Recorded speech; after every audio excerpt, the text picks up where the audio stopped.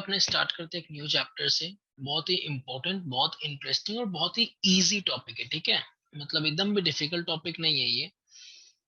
थोड़ा सा ध्यान देना पड़ेगा शुरू में, बाद में बहुत इजी हो जाएगा। कुछ कुछ चीजें अगर अपने सीख ले इस चैप्टर के अंदर, then this chapter will be just a very very very easy chapter. Okay, it will be just a piece of cake.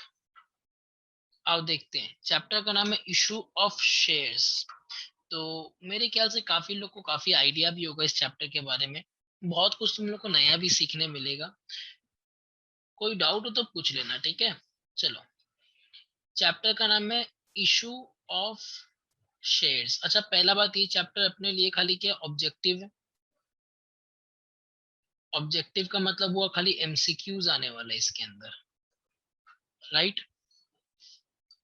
खाली एमसीक्यूज आने वाला है। अभी वापस से बोल रहे हैं कि बोर्ड की तरफ से कोई डायरेक्शन स्पेसिफिकली नहीं आया है कि एमसीक्यूज आएगा तो किस तरह से पैटर्न होगा, क्या क्वेश्चंस आ सकते हैं। ठीक है, तो अपने वो देख लेंगे जब भी बोर्ड के यहाँ से कोई भी डायरेक्शन आता है। तब तक के लिए अपने ये चैप्टर स्टार्ट करते हैं, समझते हैं चैप्टर को। ठीक है, company means, company means a company.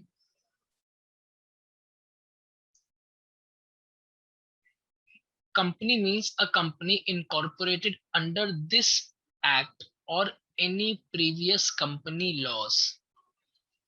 तो क्या बोल रहा है, कंपनी का डेफिनेशन क्या दिया हुआ है। कंपनी का डेफिनेशन है कोई भी कंपनी जो इस एक्ट के अंदर में इनकॉर्पोरेटेड है, या कोई भी पहले किसी कंपनी लॉ के अंदर, कंपनी लॉ के अंदर मतलब इसके पहले कंपनीज एक्ट 1956 चलता था। इसके पहले कंपनीज एक्ट 1956 चलता था। कंपनीज एक्ट 2013 में पूरा तरह से नया आया। ठीक है, उसके लिए लिखा है कि कंपनी का मतलब क्या हुआ। कंपनी का मतलब हुआ कोई भी कंपनी जो इनकॉर्पोरेटेड है इस एक्ट के अंदर में या किसी भी प्रीवियस कंपनी लॉज के अंदर में। कंपनी का फीचर्स देख लेते हैं। What are the features of a company incorporated under this act. Incorporated का मतलब क्या हुआ कि इस एक्ट के अंदर में रजिस्टर्ड है, ऐसा समझ लो। ठीक है, कंपनी का एक सेपरेट लीगल एंटिटी है।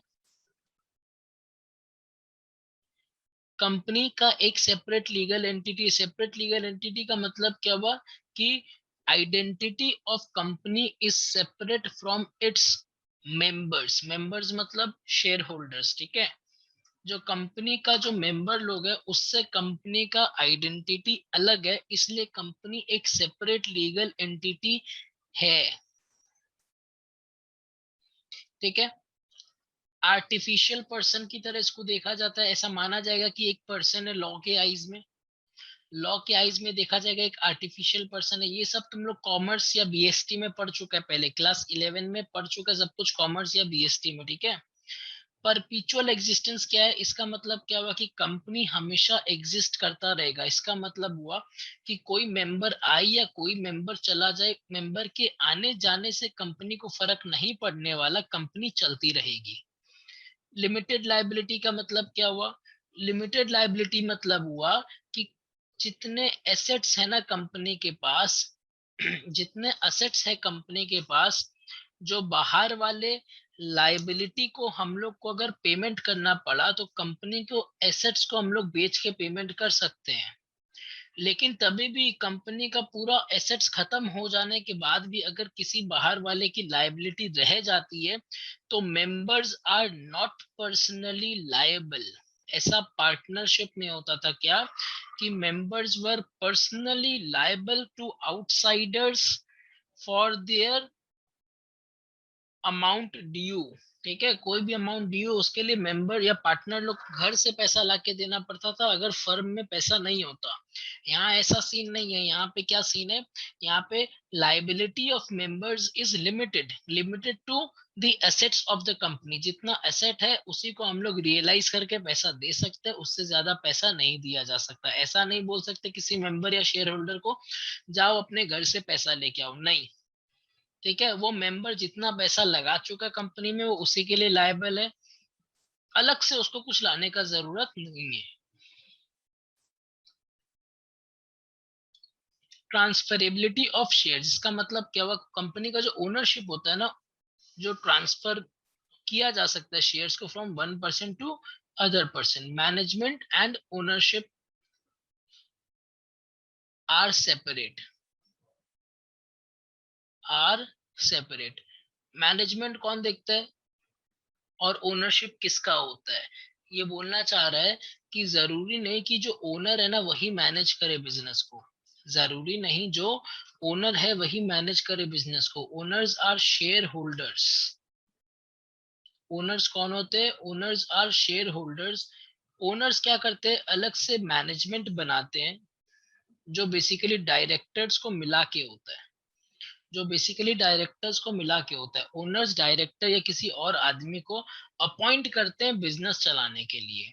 तो ओनर अलग हो गया और मैनेजमेंट अलग हो गया. कॉमन सील मतलब हर कंपनी का एक कॉमन स्टैंप होता है. स्टैंप समझ लो. Common seal is a stamp. ठीक है. हर कंपनी का अपना खुद का एक स्टैंप होता है. उसको कॉमन सील बोलते हैं. तो मेरे ख्याल से ये पॉइंट सबका क्लियर होना चाहिए. इसमें कोई डाउट नहीं होगा. आगे देखो. Difference between partnership and joint stock company. Important. Important. देखो क्या लिखा है इसके अंदर में.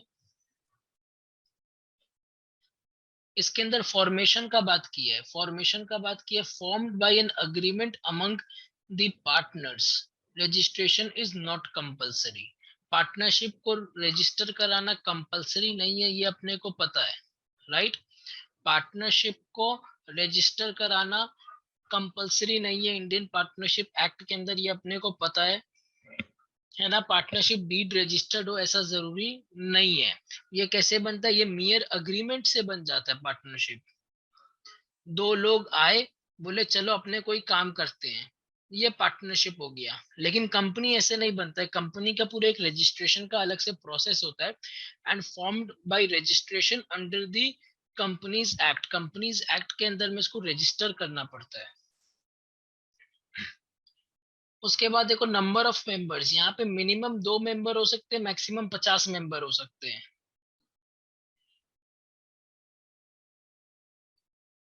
मिनिमम 2 मेंबर चाहिए. 2 मेंबर के बिना पार्टनरशिप बन नहीं सकता.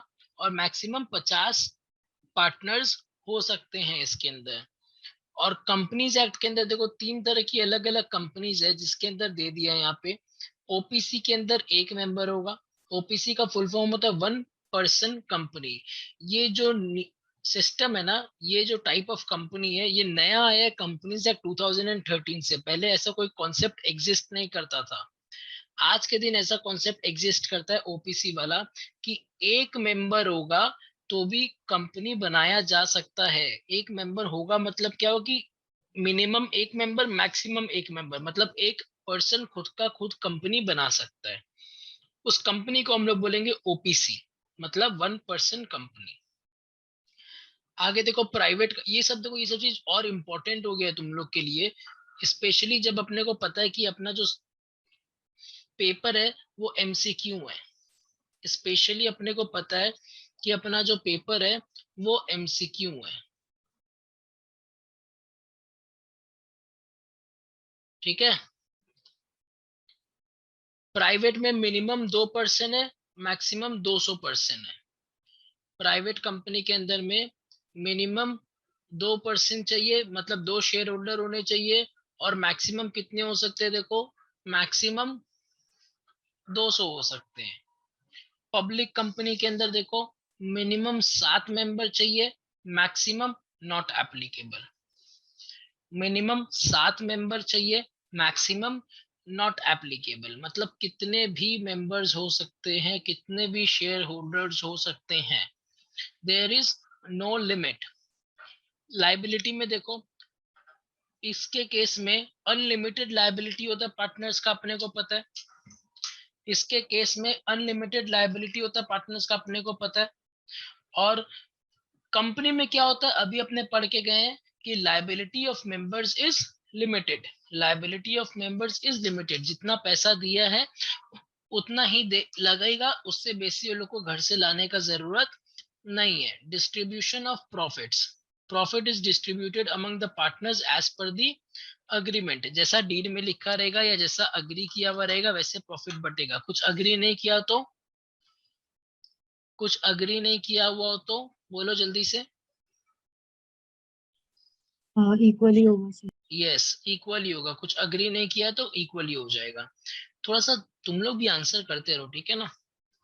अच्छा, डिस्ट्रीब्यूशन ऑफ प्रॉफिट यहाँ पे कैसे होता है? It is proposed by the directors and approved by the share holders. अब एक चीज याद रखो, डायरेक्टर्स कौन होते हैं और शेयर होल्डर्स कौन होते हैं।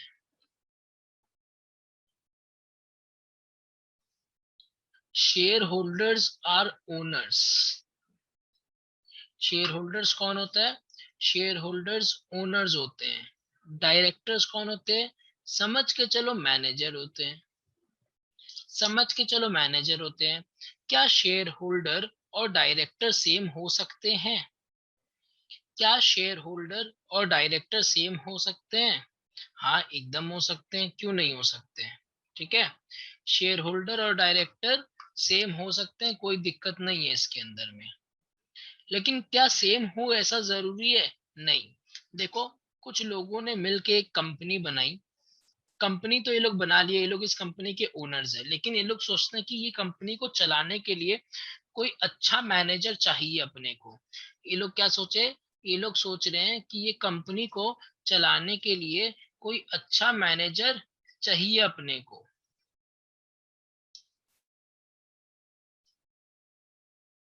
ठीक है,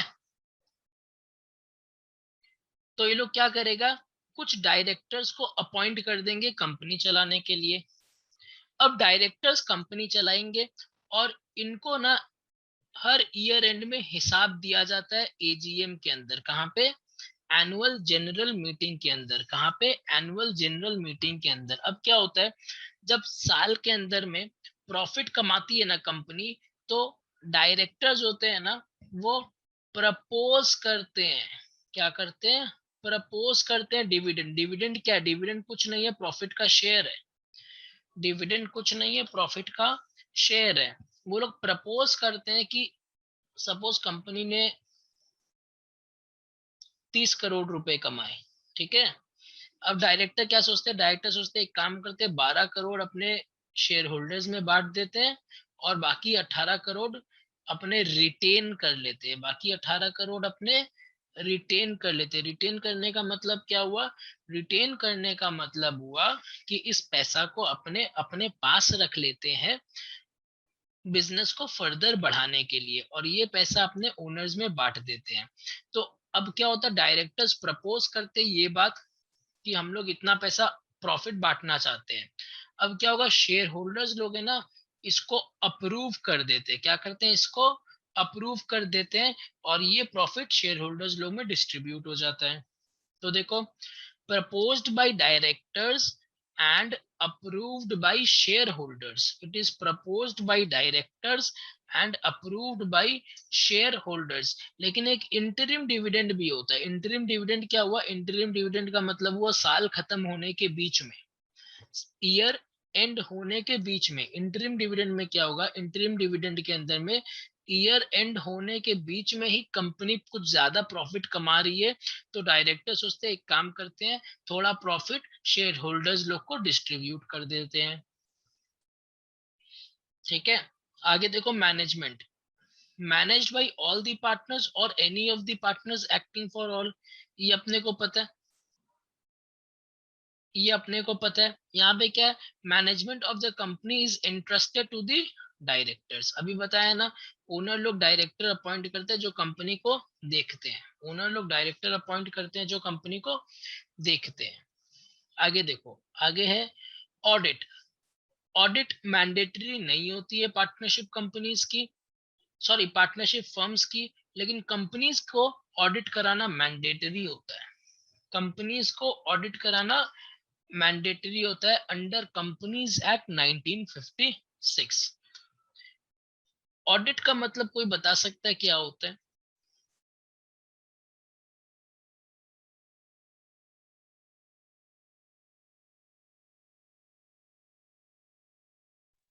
बेसिकली भैया ऑडिट में गैर एंडी के समय चेक करते हैं कि सारा बुक्स करेक्ट है, कोई मिस्टेक तो नहीं है।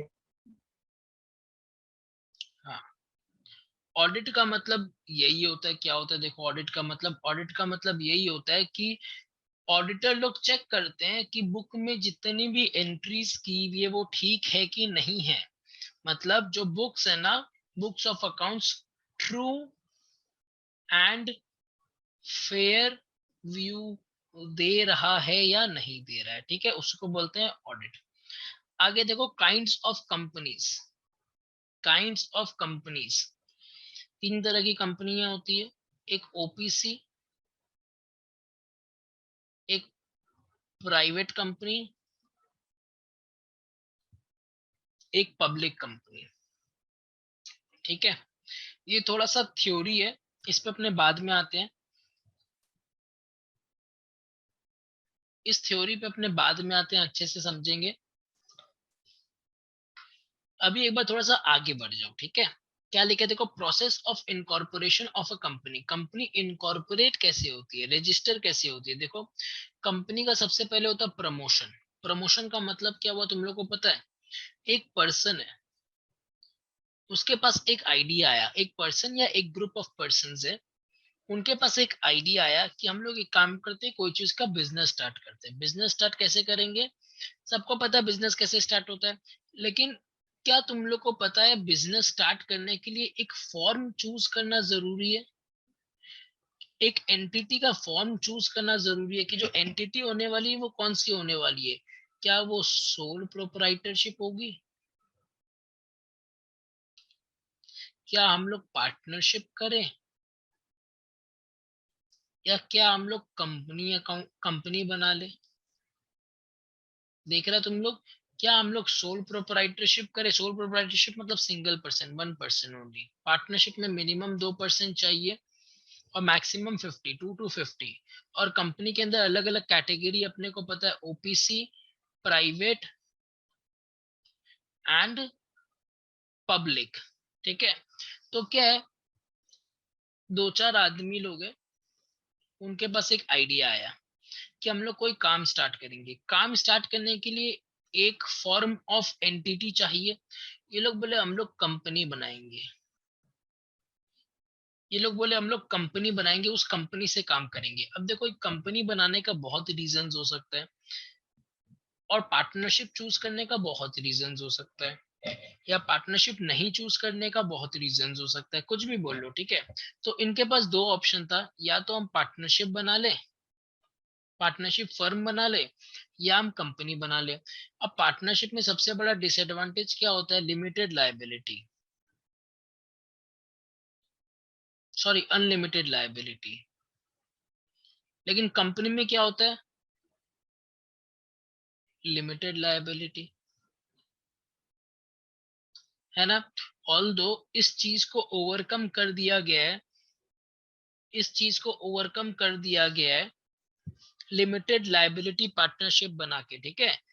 लिमिटेड लायबिलिटी पार्टनरशिप बना के इसको लिमिटेड कर दिया गया है। तो अब क्या, बहुत जन वही बनाते हैं, जिसको भी पार्टनरशिप बनाना होता है ना, वो लोग एलपी बनाता है, उसको हम लोग शॉर्ट में एलएलपी बोलते हैं। क्या बोलते हैं, एलएलपी बोलते हैं। तो बहुत जन ना यही बनाता है, ठीक है। जो भी है, ये सपोज कंपनी चूज किया है लोग कि हम लोग कंपनी का फॉर्म ऑफ बिजनेस लेंगे, उसके बाद काम धंधा शुरू करेंगे। तो इनके पास एक आइडिया था ना काम का, है ना। इनको हम लोग बोलते हैं प्रमोटर्स। क्या बोलते हैं इनको, प्रमोटर। ये लोग कौन है, ये लोग कंपनी के प्रमोटर्स हैं।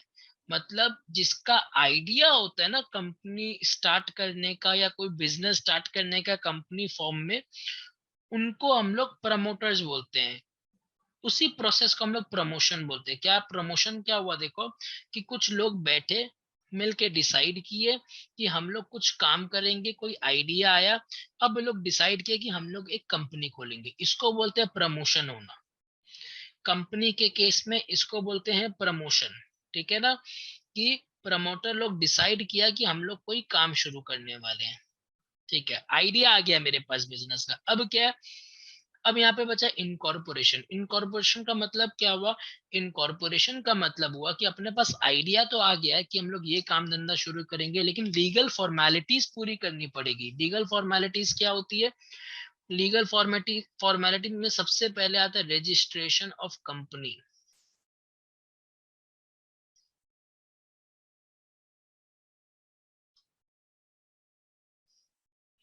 कंपनी को हमको रजिस्टर करवाना पड़ेगा कंपनीज एक्ट 2013 के अंदर, ठीक है। बेसिकली हम लोग रजिस्टर क्या कराते हैं, कंपनी की MOA and AOA, articles of memorandum and articles of association and memorandum of associations, ठीक है। हम लोग ये रजिस्टर कराते हैं रजिस्ट्रार के पास। किसके पास? रजिस्ट्रार ऑफ कंपनीज एक्ट 2013 के पास हम लोग ये रजिस्टर करवाते हैं। इसको हम लोग बोलते हैं इनकॉर्पोरेशन। क्या बोलते हैं इसको हम लोग? इनकॉर्पोरेशन। उसके बाद क्या होता है? उसके बाद प्रोसेस होता है कैपिटल सब्सक्रिप्शन का। उसके बाद प्रोसेस होता है कैपिटल सब्सक्रिप्शन का। अपने देखते हैं कि अपने सिलेबस के अंदर में पब्लिक कंपनी है, ठीक है। अपने सिलेबस के अंदर में पब्लिक कंपनी है। क्यों है? हम लोग जब ये वाला टॉपिक करेंगे ना तब तुम लोग को समझ आएगा। अभी समझो कि हम लोग के में पब्लिक कंपनी है, उसके अंदर होता क्या है, प्रमोटर्स को आइडिया तो आ गया, ठीक है। प्रमोटर्स के पास आइडिया आ गया, अब रजिस्टर भी करवा लिया कंपनी को, लेकिन अब क्या चाहिए हम लोग को काम शुरू करने के लिए? फंड्स। क्या चाहिए? फंड्स। तो फंड्स कैसे जुगाड़े? कुछ फंड्स तो हमारे पास है, कुछ फंड्स हमारे पास है। कुछ फंड्स हम लोग क्या करेंगे? जनरल पब्लिक से लेंगे। कहां से लेंगे? जनरल पब्लिक से लेंगे। तो उसके लिए क्या होता है ना, देखो उसके लिए प्रमोटर लोग इन लोगों को मतलब पूरी public at large, general public को इनवाइट करती है। क्या चीज के लिए? पैसे देने के लिए। क्या चीज के लिए? पैसे देने के लिए। ये लोग क्या करता है? ये लोग उस इनविटेशन को एक्सेप्ट करता है और इनको पैसा दे देता है। इनको पैसा दे देता है। पैसा के बदले में इनको क्या मिलता है बोलो? शेयर्स। यस, शेयर्स मिलेगा। पैसा के बदले इनको क्या मिलेगा? शेयर्स मिलेगा। कंपनी क्या करती है? इनको शेयर्स अलॉट कर देती है। क्या करती है? शेयर्स अलॉट कर देती है। ठीक है, आई होप क्लियर होगा। अच्छा, शेयर्स अलॉट करने का मतलब क्या हुआ कि कंपनी बोल देती है कि आपका इतना हक है हमारे पास, आपका इतना परसेंट हक है हमारे पास। शेयर्स क्या होता है ये समझो। शेयर्स क्या होता है ये समझो। कंपनी की एक ओनरशिप होती है। कंपनी की क्या होती है? ओनरशिप होती है, ठीक है। अब इस ओनरशिप का बहुत बड़ा फंड होता है। इस फंड को बहुत छोटे छोटे छोटे छोटे पार्ट में डिवाइड किया जाता है। बहुत छोटे छोटे छोटे छोटे पार्ट में डिवाइड किया जाता है।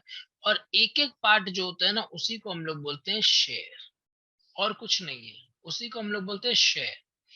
तो ये अपना शेयर का पैसा दिया, ये अपना शेयर का पैसा दिया, ठीक है।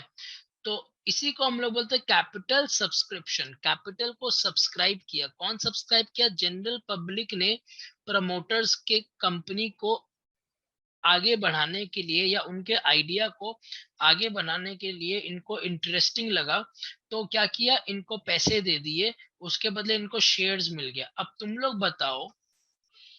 लोग बताओ कि ओनर कौन है? जिनके पास शेयर्स है भैया। यस,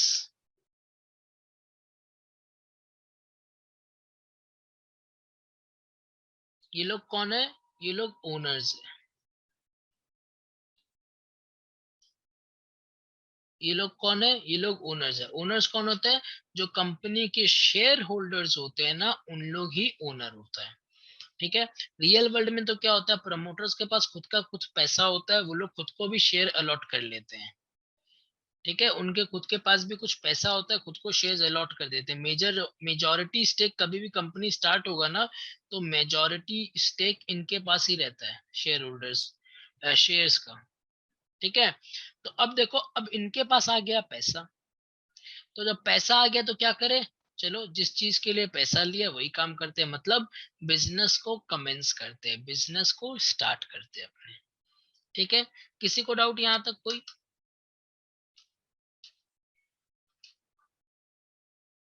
किसी को यहाँ कोई डाउट है तो बताओ।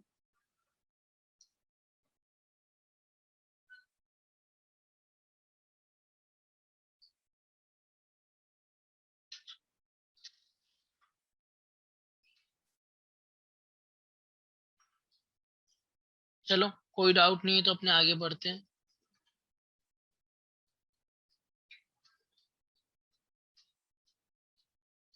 Share capital, share capital of the company, share capital of a company.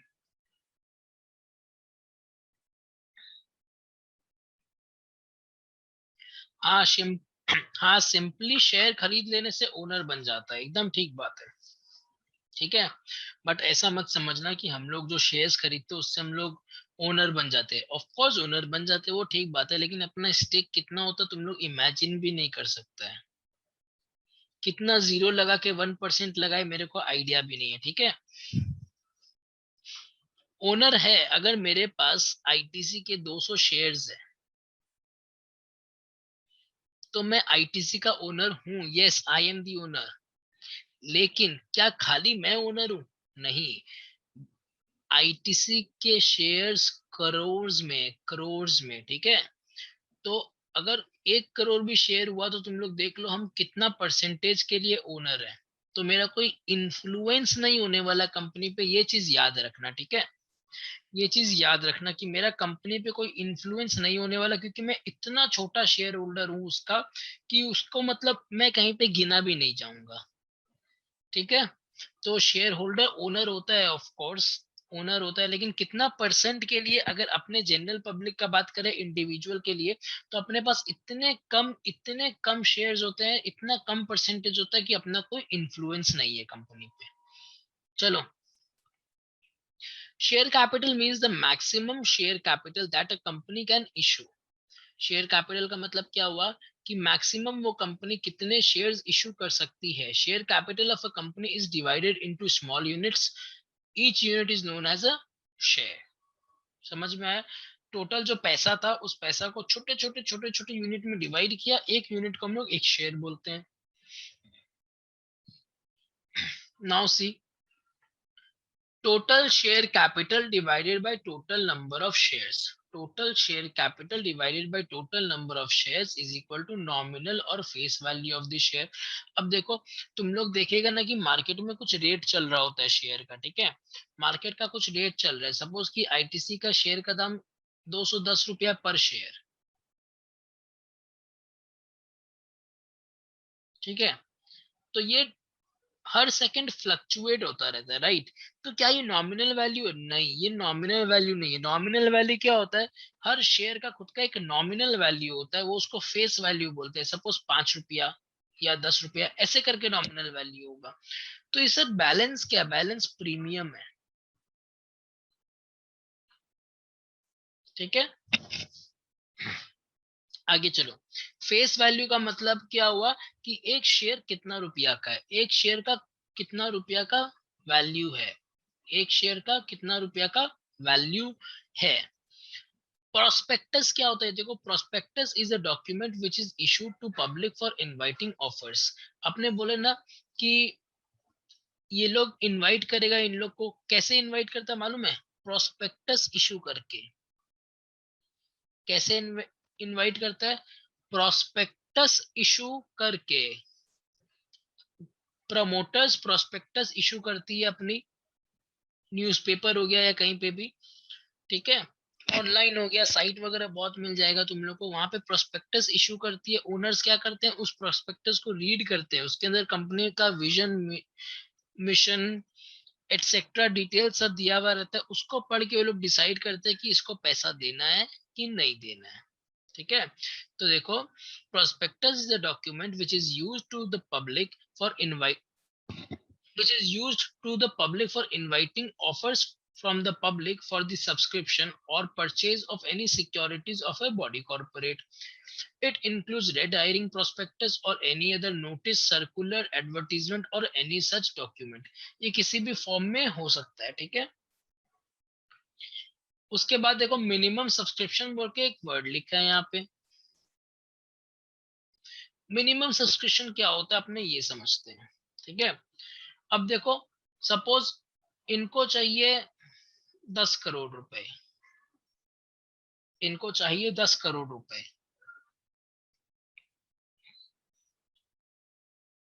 तो ये लोग क्या किए? शेयर होल्डर लोग से मांगे। शेयर होल्डर लोग से नहीं, सॉरी, पब्लिक से मांगे, जो पैसा देगा वो शेयर होल्डर बन जाएगा। अब सपोज पब्लिक से पैसा मांगने के बाद हम लोग के पास पैसा 9 करोड़ से कम आया, less than 9 crore, 9 crore means 90%। तो हम लोग इस पैसा को रख नहीं सकते, अपने को पूरा का पूरा पैसा रिफंड करना पड़ेगा। ठीक है, पब्लिक को पूरा का पूरा जिसका जो पैसा था वो रिफंड करना पड़ेगा। ऐसा क्यों? ऐसा सेबी का नियम है। सेबी कौन? Securities exchange board of India, ठीक है, जो शेयर मार्केट वगैरह को गवर्न करती है। देखो,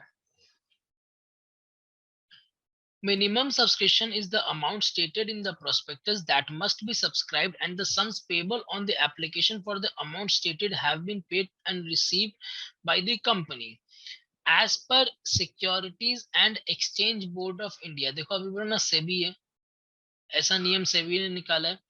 A company must receive at least 90% of share capital issued before it can allot shares। मतलब कंपनी को मिनिमम 90% पैसा मिल जाना चाहिए जितना उसको चाहिए था। अगर नहीं मिला तो कंपनी को पूरे का पूरे पैसे रिफंड करने पड़ेंगे।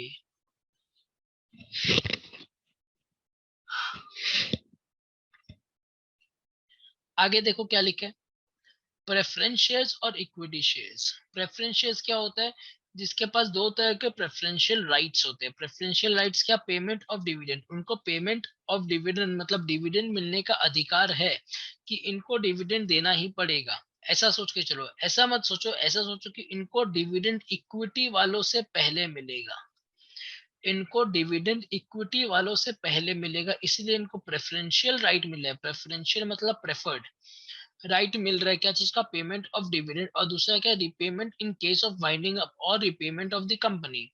मतलब क्या हुआ कि अगर कंपनी बंद हो रही है, सपोज कोई कंपनी बंद हो रही है, तो उस टाइम क्या होगा? उस टाइम जब पैसा रिफंड करते हैं ना अपने, पैसा रिफंड मतलब समझो कि कंपनी जब बंद होती है तो बुक्स को क्लोज कर देते हैं, अपने बुक्स को क्लोज कर देते, क्लोज फॉर एवर।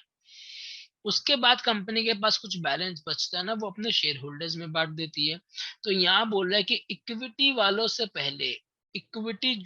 पहले अपने को वाइंडिंग अप के केस में पैसा मिलेगा। तो अब तुम लोग बोलेगा सर फिर लोग इक्विटी खरीदते हैं क्यों?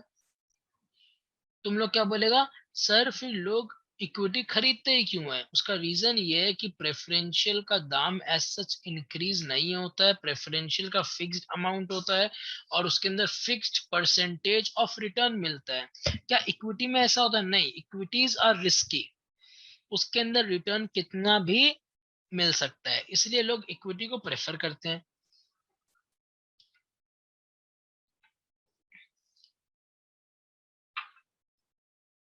आगे देखो क्या लिखा है।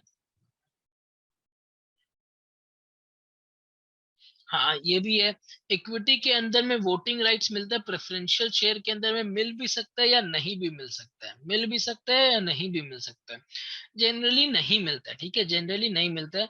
प्रेफरेंस शेयर होल्डर्स को अपने क्या बोलते हैं कि तुम पैसा दो और जाओ यहाँ से, पैसा दो और जाओ यहाँ से, तुमको तुम्हारा इंटरेस्ट टाइमली मिल जाएगा, जिसको हम लोग यहाँ पे डिविडेंड ही बोलते हैं, प्रेफरेंस डिविडेंड। डिविडेंड टाइमली मिल जाएगा, ठीक है। और तुमको यहाँ पे कोई और काम नहीं है, तुम यहाँ पे हम लोग के वोटिंग वगैरह में भाग नहीं ले सकते। वो कौन करेगा? वो खाली इक्विटी शेयर होल्डर्स करेंगे। आगे देखो, with reference to dividend types of preference shares. कितने टाइप्स होते हैं? 4 मेन टाइप्स है।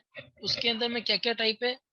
With reference to dividend. With reference to dividend का मतलब क्या हुआ? एक है क्यूमुलेटिव प्रेफरेंस शेयर्स, एक है क्यूमुलेटिव प्रेफरेंस शेयर्स। इसका मतलब क्या हुआ कि जो प्रेफरेंस शेयर होल्डर्स लोग होते हैं ना, उनको डिविडेंड मिलता है। उनको क्या मिलता है? उनको डिविडेंड मिलता है। तो क्यूमुलेटिव में क्या होता है कि अगर किसी साल में डिविडेंड मिला नहीं, क्यूमुलेटिव का मतलब क्या होता है? अगर किसी साल में डिविडेंड मिला नहीं तो वो डिविडेंड को हम लोग कैरी फॉरवर्ड करेंगे, वो डिविडेंड को हम लोग कैरी फॉरवर्ड करेंगे।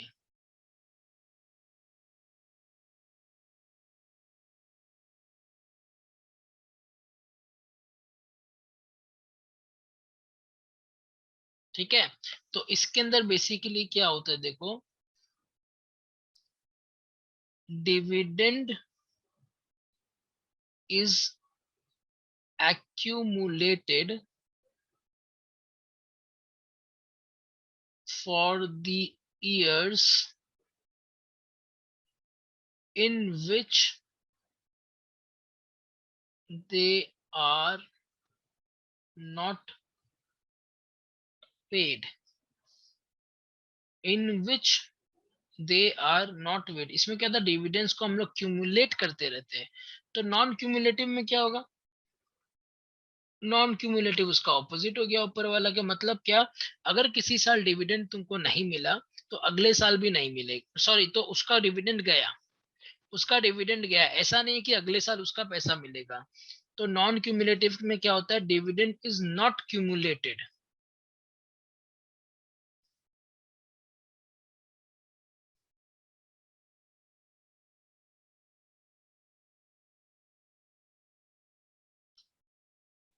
ठीक है, अच्छा डिविडेंड क्यों नहीं मिलेगा मेरे को बताओ, किसी भी साल में डिविडेंड क्यों नहीं मिलेगा, ऐसा क्या हो गया?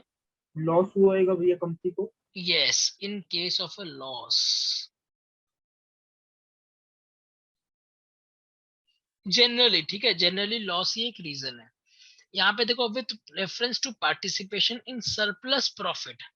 सरप्लस प्रॉफिट मतलब क्या हुआ, सब प्रॉफिट बांटने के बाद, जो सब पैसा बांटने के बाद लास्ट में अगर कुछ प्रॉफिट हुआ तो उसका बात कर रहे हैं। उसका क्या है देखो, एक है पार्टिसिपेटिंग प्रेफरेंस शेयर्स। पार्टिसिपेटिंग का मतलब क्या हुआ, जिनके संग वो एक्स्ट्रा प्रॉफिट शेयर किया जाएगा। नॉन पार्टिसिपेटिंग का मतलब क्या हुआ, जिनके साथ वो एक्स्ट्रा प्रॉफिट शेयर नहीं किया जाएगा, उनको एक्स्ट्रा कुछ नहीं मिलेगा, उनको जितना परसेंटेज का रिटर्न बोल दिया गया उनको उतना ही मिलेगा। आगे देखो, with reference to convertibility. Convertible preference shares क्या होता है, can be converted into equity shares. जो प्रेफरेंस शेयर्स को हम लोग इक्विटी के अंदर में कन्वर्ट कर देते हैं, मतलब प्रेफरेंस को इक्विटी बना दिए, उसको कन्वर्टेबल बोलते हैं। और ये लोग क्या है, ये लोग कन्वर्ट नहीं किया जा सकता, ये जो प्रेफरेंस है उनको प्रेफरेंस ही रखना पड़ेगा। आगे देखो, with reference to redemption. Redemption का मतलब क्या होता है, पहले पैसा लिया फिर पैसा रिफंड किया। इक्विटी के अंदर ये सीन नहीं होता है, इक्विटी के अंदर में ये सीन नहीं होता है। इक्विटी के अंदर क्या होता है, एक बार जो पैसा दे दिया ना, उसको वापस से रिफंड करने का कोई ऑब्लिगेशन नहीं होता है कंपनी के ऊपर। सॉरी, कोई कोई ऑब्लिगेशन नहीं होता है कंपनी के ऊपर कि वो पैसा रिफंड करे इन केस ऑफ इक्विटी। लेकिन प्रेफरेंस के अंदर दो तरह के प्रेफरेंस शेयर्स है यहाँ पे, विथ रेफरेंस टू रिडेम्पशन। की रिडीमेबल प्रेफरेंस शेयर एक होता है जिसके अंदर shares are to be redeemed,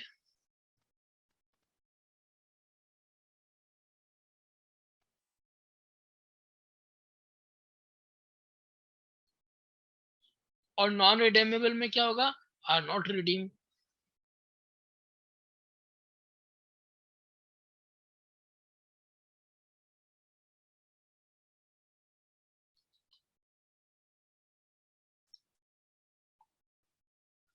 ये कॉन्सेप्ट हट चुका है नॉन रिडेम्पशन का, ठीक है, रिडीम करना ही पड़ता है।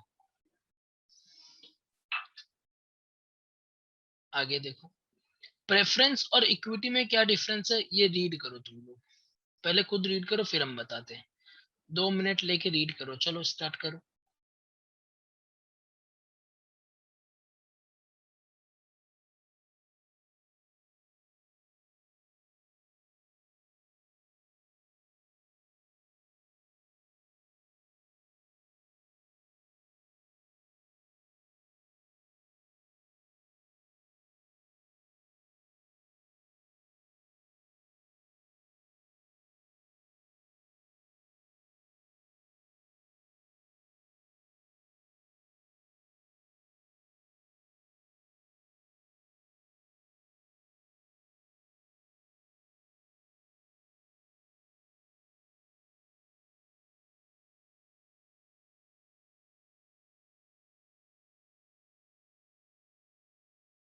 सर थर्ड पॉइंट नहीं समझ आया।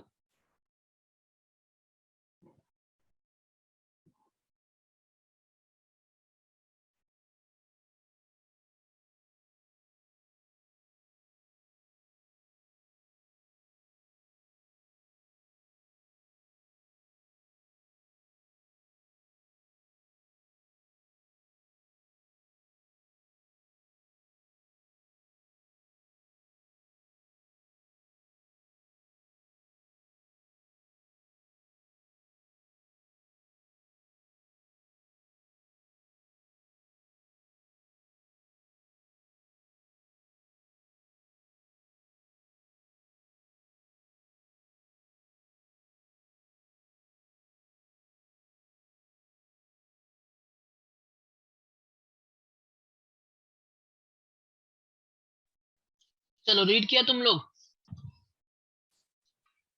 देखो क्या डिफरेंस है, क्यों। अब तुम लोग को डिसाइड करना है इसके बाद तुम लोग को प्रेफरेंस शेयर्स चाहिए या इक्विटी शेयर्स चाहिए, ठीक है। तुम लोग को डिसाइड करना कौन सा अच्छा है कौन सा खराब है।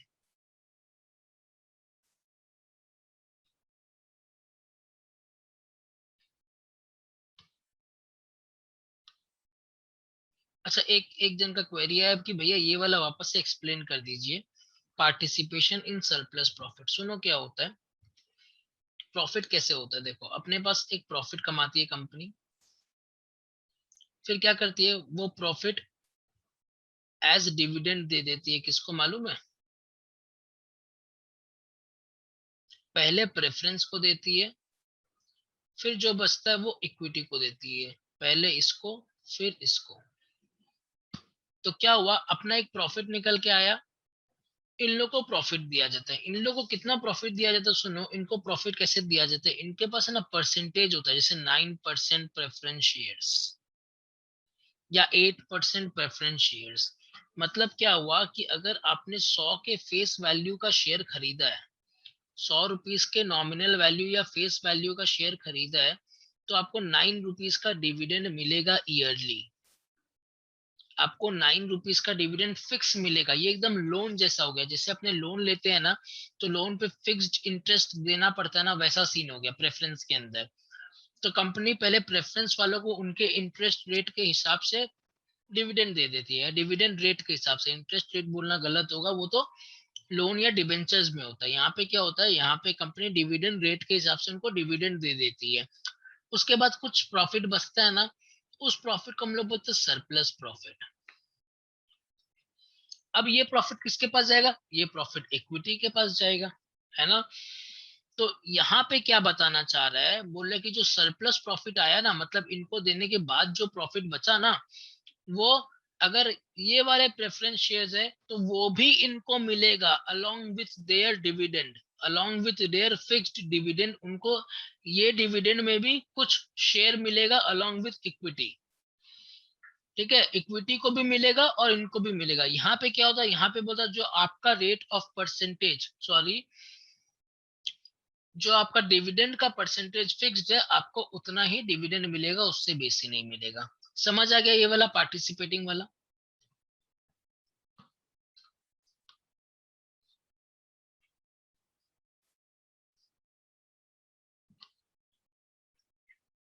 एक्स्ट्रा इसलिए देती है कंपनी ताकि लोगों को प्रेफरेंस शेयर्स थोड़ा सा लुक्रेटिव लगे, ठीक है, थोड़ा सा लुक्रेटिव लगे और वो पैसा लगाए प्रेफरेंस शेयर्स में, इसलिए। ठीक है ना। आज हम बोल देगा कि चलो तुम एक काम करो, 100 रुपया मेरे को दो, उसके बदले तुमको 9 रुपया ही मिलेगा, तो ये एक लिमिट हो गया ना। लेकिन हम क्या बोलेगा तुमको कि 100 रुपया तो तुमको फिक्स्ड मिलेगा, उसके बाद अगर कंपनी कुछ कमाएगी तो उसमें से कुछ परसेंटेज और दिया जाएगा। अब बताओ तुमको ये अच्छा लगा कि नहीं लगा? अब अच्छा लगा ना। चलो,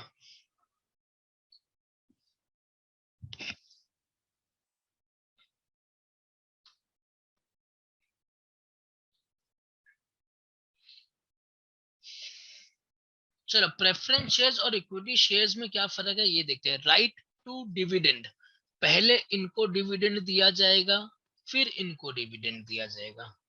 इनका अधिकार पहले है डिविडेंड के ऊपर, इनका अधिकार बाद पे, तभी तो इनका नाम प्रेफरेंस है। इनको प्रेफरेंस पहले दिया जाएगा, इसीलिए इनका नाम प्रेफरेंस है। रेट ऑफ डिविडेंड, अमाउंट और rate of dividend is fixed, it is proposed and approved by the share holders. यहाँ पे डिविडेंड का रेट फिक्स्ड रहता है, जैसे अभी बताया ना 9% प्रेफरेंस शेयर्स है सपोज, तो 9% डिविडेंड फिक्स्ड है। क्या यहाँ पे फिक्स है? नहीं, यहाँ पे फिक्स कुछ नहीं होता है। यहाँ पे जो फाइनल डिविडेंड होता है ना, वो बोर्ड रिकमेंड करती है और शेयर होल्डर्स उसको अप्रूव करते हैं। ये इंपॉर्टेंट पॉइंट है। Arrears of dividend, arrears of dividend का मतलब क्या हुआ? सपोज 2018 चल रहा है, उसमें 9% प्रेफरेंस शेयर होल्डर्स लोग का 90,000 रुपया का डिविडेंड है, देना चाहिए इनको, कंपनी इनको देगी। लेकिन क्या हुआ, उस साल में लॉस हो गया, उस साल में क्या हुआ, लॉस हो गया। तो कंपनी ये डिविडेंड क्या की, नेक्स्ट ईयर में कैरी फॉरवर्ड कर दी। मतलब अब अगले साल 90,000 पिछले साल का प्लस 90,000 इस साल का, 1,80,000 देना उनको। अब सपोज कंपनी को प्रॉफिट हुआ तो यहां से दे देगी, या कंपनी को उतना सफिशिएंट प्रॉफिट नहीं हुआ या लॉस हुआ तो इसको भी कैरी फॉरवर्ड कर देगी 1,80 को। अब 2020 में कंपनी क्या करेगी, 1,80 का ये प्रेफरेंस डिविडेंड जो पिछले 2 सालों का है और इस साल का 90,000, टोटल 2,70,000 का डिविडेंड ये प्रेफरेंस शेयर होल्डर्स लोग को बांट देगी। इसी को हम लोग क्या बोलते हैं, एरियर्स ऑफ डिविडेंड। एक साल का डिविडेंड अगर पेमेंट नहीं हुआ, वो अगले साल में कैरी फॉरवर्ड हुआ, अगले साल में कैरी फॉरवर्ड हुआ। तो ये अभी एक पॉइंट पढ़े थे ना अपने क्यूमुलेटिव प्रेफरेंस शेयर्स वाला, ये उसी का पॉइंट है। देखो, in case of a cumulative preference shares, arrears of dividend is paid before dividend is paid on equity shares, है ना। एरियर्स ऑफ डिविडेंड का मतलब क्या हुआ कि ये जो डिविडेंड है ना, पुराने वाले डिविडेंड, ये इनको पहले दिया जाएगा प्रेफरेंस शेयर होल्डर लोग को, उसके बाद अगर इस साल कुछ बचा तो इक्विटी वालों को दिया जाएगा। यहाँ देखो, dividend is declared every year, लेकिन if it is not declared, अगर लॉस हो गया या लॉस नहीं भी हुआ लेकिन डिविडेंड डिक्लेयर नहीं हुआ, तो उसको हम लोग एक्यूमुलेट नहीं करते हैं आगे वाला ईयर्स में। इक्विटी में क्या है, इस साल जो कमाएगा इस साल के पैसे से आपको दिया जाएगा। ऐसा मत बोलना कि यार पिछले साल कमाए थे या पिछले साल पैसा नहीं दिए थे, इस साल दो। ठीक है, तो बोलने का मतलब है कि इक्विटी के अंदर डिविडेंड को कैरी फॉरवर्ड नहीं किया जाता है, लेकिन इन प्रेफरेंस के अंदर भी जो क्यूमुलेटिव प्रेफरेंस शेयर्स वाला कैटेगरी है ना, उसके अंदर उसको भी कैरी फॉरवर्ड किया जाता है।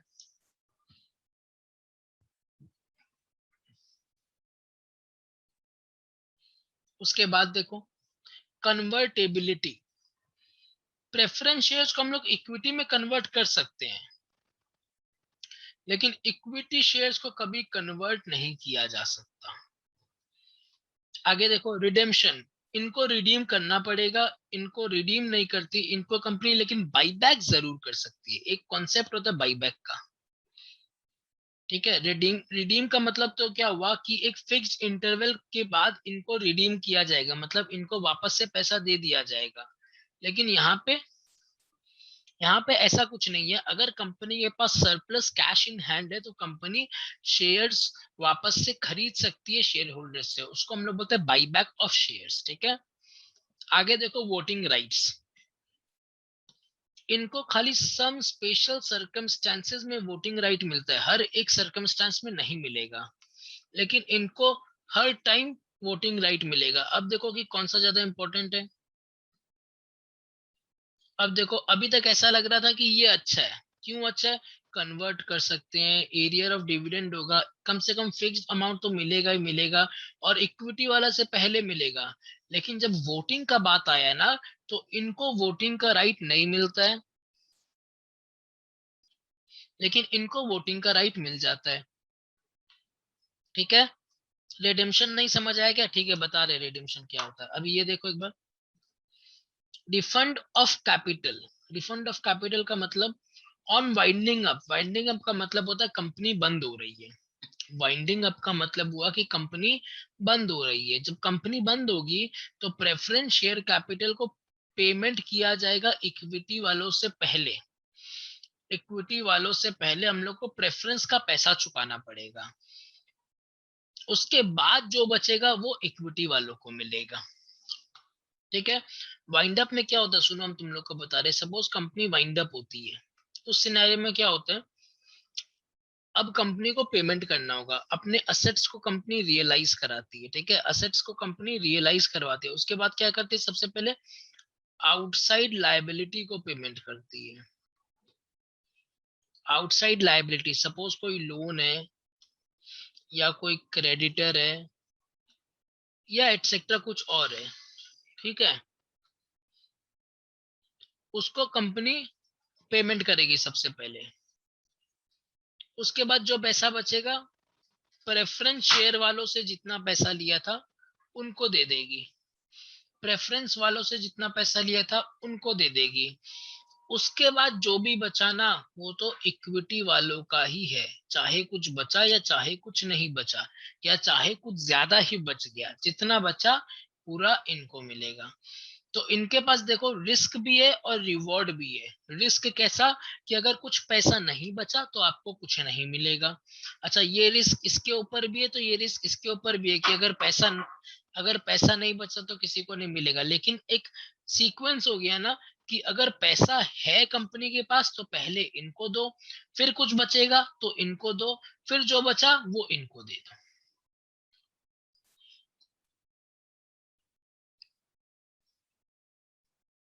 ठीक है, आगे देखो, right to participate in management. Preference share holder के पास कोई राइट नहीं होता है कि हम मैनेजमेंट में पार्टिसिपेट करें, लेकिन इक्विटी शेयर होल्डर के पास राइट होता है कि मैनेजमेंट ऑफ द कंपनी में पार्टिसिपेट करें। ठीक है, अब यहाँ पे तुम लोग को दो चीज का डाउट आया कि भैया एक बार रिडेम्पशन क्या होता है, थोड़ा सा क्लियर कर दीजिए। और भैया बाईबैक का कॉन्सेप्ट भी थोड़ा सा अनक्लियर लग रहा है। ठीक है, बाईबैक का नहीं, प्रेफरेंस शेयर आउटसाइड लायबिलिटी नहीं है।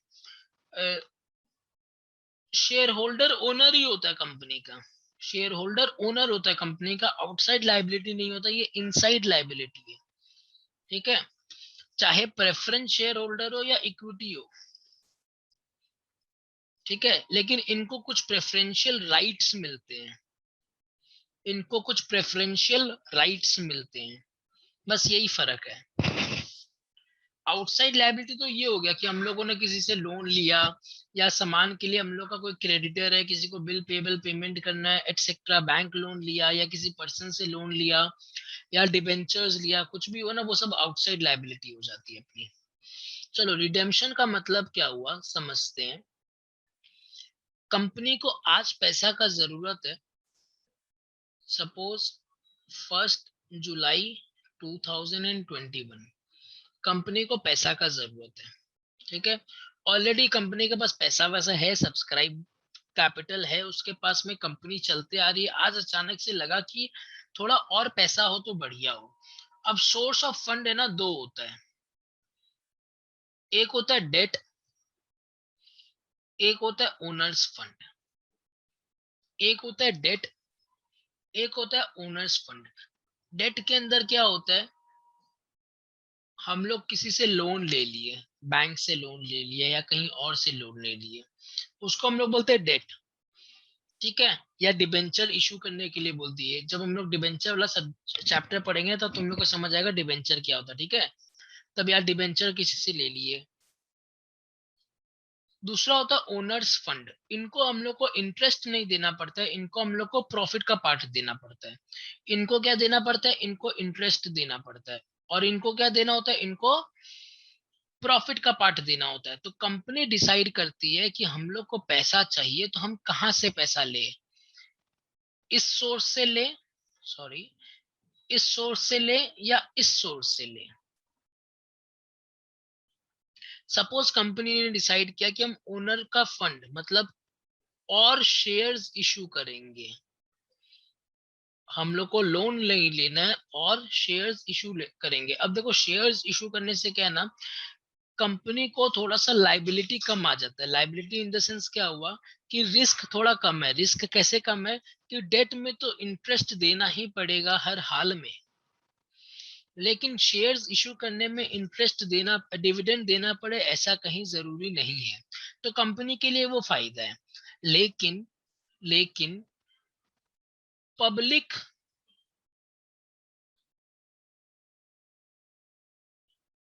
क्यों इसको पैसा देगी? पब्लिक को भी तो कुछ चाहिए। पब्लिक इसको क्यों पैसा देगी? पब्लिक को भी तो कुछ चाहिए। एक कॉन्सेप्ट था ये वाला कि सपोज पब्लिक ने लोन दे दिया in the form of debenture, कि 12% डिबेंचर इशू किया, तो उससे क्या होगा ना कि कंपनी को every year 12% of the loan का इंटरेस्ट इनको चुकाना पड़ेगा। तो उससे तो ये लोग खुश रहेंगे। ये लोग क्या बोलेंगे, चलो बढ़िया यार, पैसा लगाया उससे मेरे को रिटर्न आ रहा है 12%। लेकिन शेयर्स में ऐसा होता नहीं। शेयर्स में ऐसा नहीं होता। शेयर्स में अगर कंपनी ने प्रॉफिट कमाया तो आपको डिविडेंड मिलेगा, वरना पैसे नहीं मिलेंगे। अगर कंपनी ने पैसा कमाया, कंपनी ने प्रॉफिट कमाया तो आपको डिविडेंड देंगे, अदरवाइज आपको कोई डिविडेंड नहीं मिलेगा, वरना कोई पैसा नहीं मिलेगा। तो अब ये लोग क्यों पैसा लगाएगा इसमें, है ना? तो ये लोग तभी भी पैसा लगाने को रेडी होता है, उसका रीजन होता है कैपिटल एप्रिसिएशन। कैपिटल एप्रिसिएशन मतलब क्या होता है, ये लोग जब पैसा लगाते हैं ना तो शेयर्स लिस्ट हो जाते हैं। शेयर्स शेयर मार्केट में लिस्ट हो जाते हैं, उनकी ट्रेडिंग स्टार्ट हो जाती है। अगर शेयर का दाम बढ़ा तो ये लोग पैसा, वो शेयर बेच के पैसा कमा के निकल जाते हैं। वो एक ऑल टुगेदर अलग कॉन्सेप्ट है। लेकिन एक और कॉन्सेप्ट निकाला यहाँ पे, प्रेफरेंस शेयर होल्डर्स का। प्रेफरेंस शेयर होल्डर का मतलब कंपनी ने बोला देखो हम लोग आपसे लोन नहीं ले रहे, डेट नहीं है, लेकिन आप लोग ओनर्स फंड है, ठीक है? लोन नहीं है लेकिन ओनर्स फंड है, मतलब अगर कंपनी ने प्रॉफिट कमाया तो कम से कम 9% पहले आप लोगों को दिया जाएगा। से फॉर एग्जांपल 9% बोल रहा है, ठीक है? तो ये लोग को थोड़ा सा इंटरेस्टिंग लगता है कि हाँ यार पैसा देंगे तो 9% तो कम से कम मिलेगा, प्लस कैपिटल अप्रिसिएशन अलग, या लास्ट में कुछ और पैसा मिलेगा, या कंपनी अगर वाइंड अप होगी या कंपनी ने कुछ अलग से पैसा दिया तो वो भी हम लोग को मिलेगा। तब ये लोग क्या करते हैं, उस पे सब्सक्राइब करते हैं, ठीक है? जब सब्सक्राइब करते हैं ना तो कंपनी बोल देती है देखो ये पैसा मेरे को 3 साल के लिए चाहिए। कितने साल के लिए चाहिए? 3 साल के लिए चाहिए। तो ये लोग बोलते हैं मतलब 3 साल के बाद क्या होगा? कंपनी बोलती है 3 साल के बाद ये पैसा वापस से आपको रिटर्न कर दिया जाएगा। 3 साल के बाद ये पैसा वापस से आपको रिटर्न कर दिया जाएगा। अब रिटर्न के अंदर भी बहुत सारे सिनेरियो होते हैं कि सपोज अगर आप 100 रुपया का प्रेफरेंस शेयर्स ले रहे हैं तो कंपनी इसी टाइम बोल देती है कि आज मेरे को 100 रुपया का प्रेफरेंस शेयर्स दो, हम आपको 3 साल बाद 102 रुपया देगा इसके बदले, प्लस इंटरेस्ट तो जो फेस वैल्यू में मिलेगा वो अलग। तो देखो अब थोड़ा सा इंटरेस्टिंग और हो गया कि यहाँ पे मेरे को इंटरेस्ट भी मिलेगा 9%, प्लस 3 साल बाद मेरे को 100 की जगह 102 मिलेगा। तो सपोज अगर किसी ने 1 लाख रुपए लगाए होंगे तो उसको 1,02,000 रुपए मिलेंगे 3 साल बाद, प्लस इंटरेस्ट अलग, 3 साल का इंटरेस्ट अलग। इंटरेस्ट बोल रहे हैं बार बार, तुम लोग उसको डिविडेंड ही समझना, ठीक है? कि अगर कंपनी पैसे कमाएगी तो 9% डिविडेंड भी उनको देगी। तो अब देखो अब इंटरेस्टिंग लग रहा है ना। तो इन लोग के क्या हुआ कि 3 साल के लिए कंपनी को पैसा दिया, 9% डिविडेंड भी मिलेगा हर साल, और 3 साल के बाद 2 रुपया एक्स्ट्रा मिलेगा पर शेयर में, राइट? तो कंपनी को 3 साल के लिए ये पैसा चाहिए। अब कंपनी क्या करती है, कंपनी 3 साल के बाद ये पैसा इनको लौटा देती है। कंपनी क्या करती है, कंपनी, हाँ, इंटरेस्ट इंटरेस्ट मत बोलो, डिविडेंड बोलो। डिविडेंड 1 लाख पे लगेगा, ठीक है? डिविडेंड जो फेस वैल्यू पे लगता है, जो परसेंटेज होता है ना, वो परसेंटेज फेस वैल्यू पे लगता है ऑलवेज। वो परसेंटेज ऑलवेज फेस वैल्यू पे लगता है। अच्छा सुनो, यहाँ पे सुनो। अब कंपनी क्या बोलती है, 3 साल बाद आपको ये पैसा रिटर्न कर दिया जाएगा। Very good. तो ये जो रिटर्न कर है ना, इसी को हम लोग बोलते हैं रिडेम्पशन ऑफ प्रेफरेंस शेयर्स। मतलब आपका पैसा आपको रिटर्न कर दिया गया आफ्टर 3 इयर्स, उसी को बोलते हैं प्रेफरेंस शेयर्स को रिडीम कर दिया। पहले क्या हुआ, पैसा मिला इनको और कंपनी ने इनको प्रेफरेंस शेयर्स दे दिया। बाद में क्या होगा, कंपनी इनसे प्रेफरेंस शेयर्स ले लेगी या कैंसिल कर देगी और इनका पैसा रिफंड कर देगी। इस प्रोसेस को बोला जाता है रिडेम्पशन ऑफ प्रेफरेंस शेयर्स। वो पैसा वापस जब लौटाएगा। लेकिन अगर यहाँ पे इक्विटी हो, यहाँ पे इक्विटी हो, तो इक्विटी वालों को कंपनी बोलती है तुम लोग इस कंपनी के मालिक हो, तुम लोग हम इस कंपनी को पैसा दो, तुम लोग को पैसा वापस नहीं मिलेगा। मतलब बोल के वापस नहीं मिलेगा। क्या बोला, बोल के वापस नहीं मिलेगा कि आज तुम पैसा दो 3 साल बाद ले लेना, नहीं। तुम सोच समझ के लगाओ, तुम ओनर बन जाओगे, इसके जितनी पैसा कंपनी कमाएगी, जितना भी पैसा कमाएगी वो सब तुम लोग का ही हो जाएगा। ठीक है, इक्विटी में ये सीन है। अब क्या होता है, बहुत सारे शेयर होल्डर्स लोग सब्सक्राइब कर लेते हैं, तो क्या होता है ना कि शेयर होल्डिंग बहुत डाइल्यूट हो जाता है। डाइल्यूट का मतलब क्या हुआ कि बहुत सारे शेयर होल्डर्स आ गए ना, तो पर शेयर होल्डर का कंपनी के ऊपर हक कम होते जाता है, उसको बोलते हैं डाइल्यूट होना। वापस से बोल रहे, ध्यान से सुनना, थोड़ा सा ऊपर लेवल का है। क्या बोल रहे हैं, शेयर होल्डिंग डाइल्यूट हो जाता है। शेयर होल्डिंग डाइल्यूट कैसे होता है कि सपोज पहले 100 ओनर थे एक कंपनी के,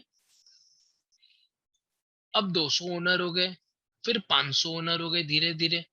ठीक है, जैसे जैसे शेयर्स इशू होते गए, तो क्या हुआ, देखो यहाँ पे 500 शेयर होल्डर्स लोग हैं इतनी बड़ी कंपनी के, तो एक एक जन को कम शेयर मिलेगा ना। अगर 100 ओनर होता तो एक एक जन को ज्यादा मिलता। अगर 100 ओनर होता तो एक एक जन को ज्यादा मिलता, लेकिन अगर 500 ओनर्स है तो एक एक जन को कम मिलेगा। राइट, इसी को बोलते हैं कि शेयर होल्डिंग डाइल्यूट हो गया। ये तुम लोग को कहीं पढ़ाया भी नहीं जाएगा 12 में, बस सुन लो।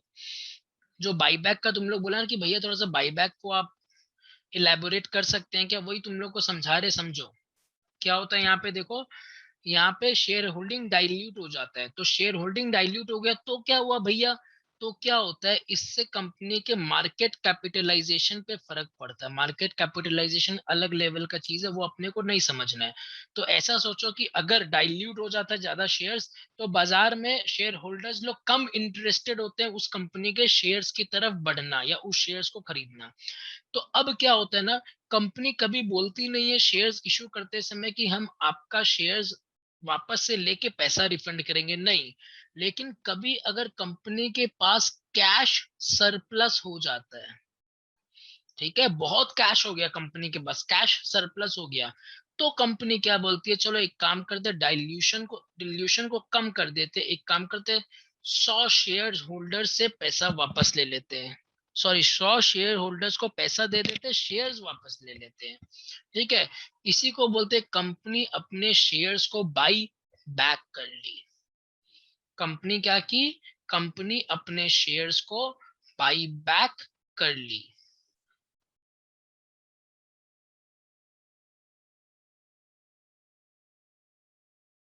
समझ आया सबको?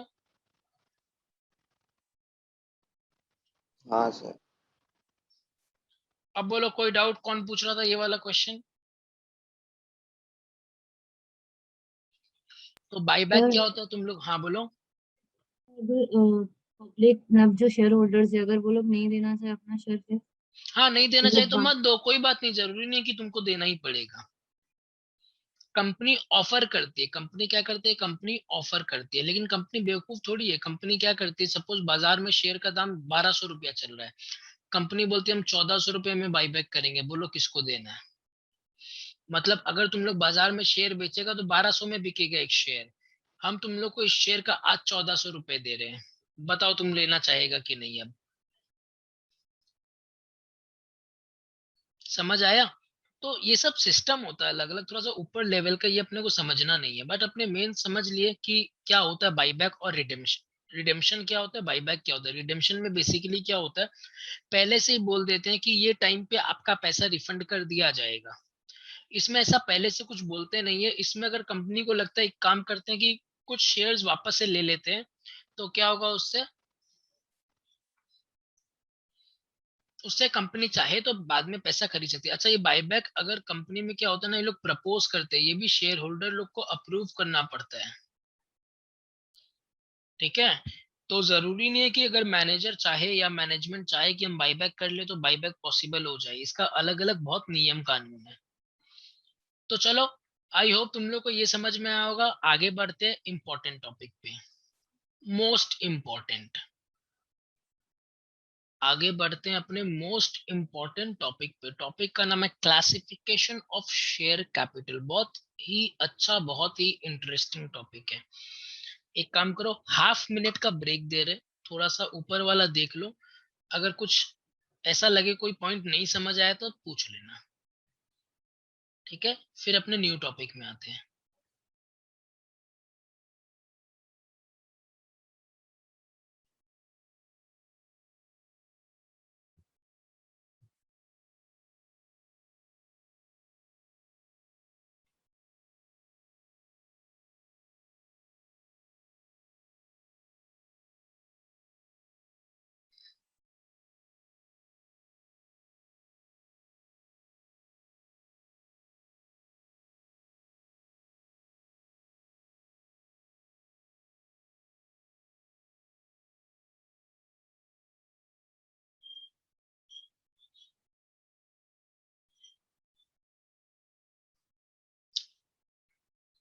चलो देखते हैं आगे क्या टॉपिक है। टॉपिक का नाम है classification of share capital. Share capital I hope अब तुम लोग को समझ आ चुका होगा, ठीक है? शेयर कैपिटल क्या होता है? शेयर होल्डर लोग का पैसा जो कंपनी में है उसी को शेयर कैपिटल बोलते हैं। क्या बोलते हैं उसको? उसी को हम लोग शेयर कैपिटल बोलते हैं। चलो अब देखो, ऑथराइज्ड शेयर कैपिटल या नॉमिनल शेयर कैपिटल क्या होता है। ये थ्योरी पर्पस के लिए बहुत बहुत बहुत ज्यादा ही इंपॉर्टेंट है, ठीक है? ऑथराइज्ड कैपिटल या नॉमिनल कैपिटल क्या होता है? देखो, authorised capital means such capital as is authorized by MOA, memorandum of a company, to be the maximum amount of share capital of a company. Authorized capital is stated separately for each class of share, that is preference and equity. तो क्या बोलना चाह रहा है? बहुत important है, वापस से बोल रहे, अच्छे से ध्यान से सुनना, ठीक है? This is the most important topic. एक होता है ऑथराइज्ड कैपिटल। ऑथराइज्ड कैपिटल का मतलब समझ लो क्या होता है कि कंपनी मैक्सिमम कितना पैसा रेज कर सकती है शेयर कैपिटल या शेयर इशू करके, not share capital, share issue करके। मतलब मैक्सिमम शेयर कैपिटल कंपनी कितना रख सकती है, मैक्सिमम पैसा शेयर कैपिटल के फॉर्म में कंपनी कितना रख सकती है, उसको बोलते हैं हम लोग ऑथराइज्ड कैपिटल। उसको बोलते हैं हम लोग ऑथराइज्ड कैपिटल कि ये कंपनी मैक्सिमम कितना वैल्यू, कितना फेस वैल्यू, ध्यान रखना फेस वैल्यू, अभी समझेंगे फेस वैल्यू के बाद इशू वैल्यू क्या होता है। कंपनी मैक्सिमम कितना फेस वैल्यू का शेयर को इशू कर सकती है बाजार में, ठीक है? अब आया इशूड कैपिटल। इशूड कैपिटल क्या होता है? Issued capital means such capital as the company issues from time to time for subscription. It is a part of authorized capital that is issued for the subscription. Besides shares issued for subscription, shares allotted for consideration other than cash, shares taken by directors as qualifying shares, and shares already issued. Authorised capital के बाद क्या आता है? Issued capital. Issued capital क्या हुआ? Maximum इतना capital raise किया जा सकता है, इसमें से हम लोगों ने पब्लिक को इनवाइट किया कितना शेयर सब्सक्राइब करने के लिए, ठीक है? हम लोगों ने पब्लिक को इनवाइट किया, क्या किया? इनवाइट किया कि आओ भैया इतना शेयर ले लो। सपोज क्या हुआ, कंपनी के पास ऑथराइज्ड कैपिटल है 1000 करोड़ का। कंपनी को लगता है नहीं यार, अभी 1000 करोड़ की जरूरत नहीं है, अभी अपने एक काम करते हैं, अभी अपने को 400 करोड़ ही चाहिए। तो क्या होगा? कंपनी जाएगी किसके पास? पब्लिक के पास। पब्लिक को क्या बोलेगी, हम लोग 400 करोड़ के शेयर इशू कर रहे हैं, आप लोग सब्सक्राइब करिए।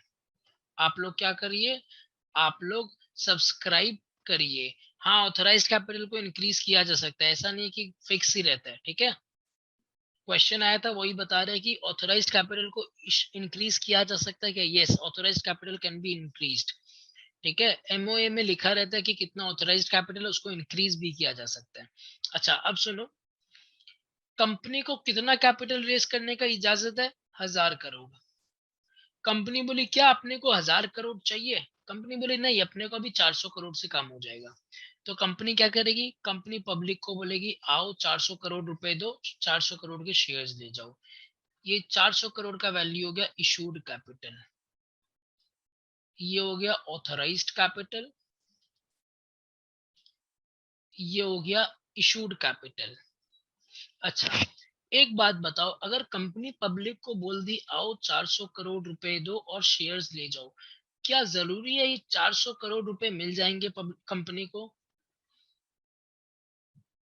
नहीं भैया, जरूरी नहीं है। यस, जरूरी नहीं है। अब क्या सीन हुआ ऐसा देखो,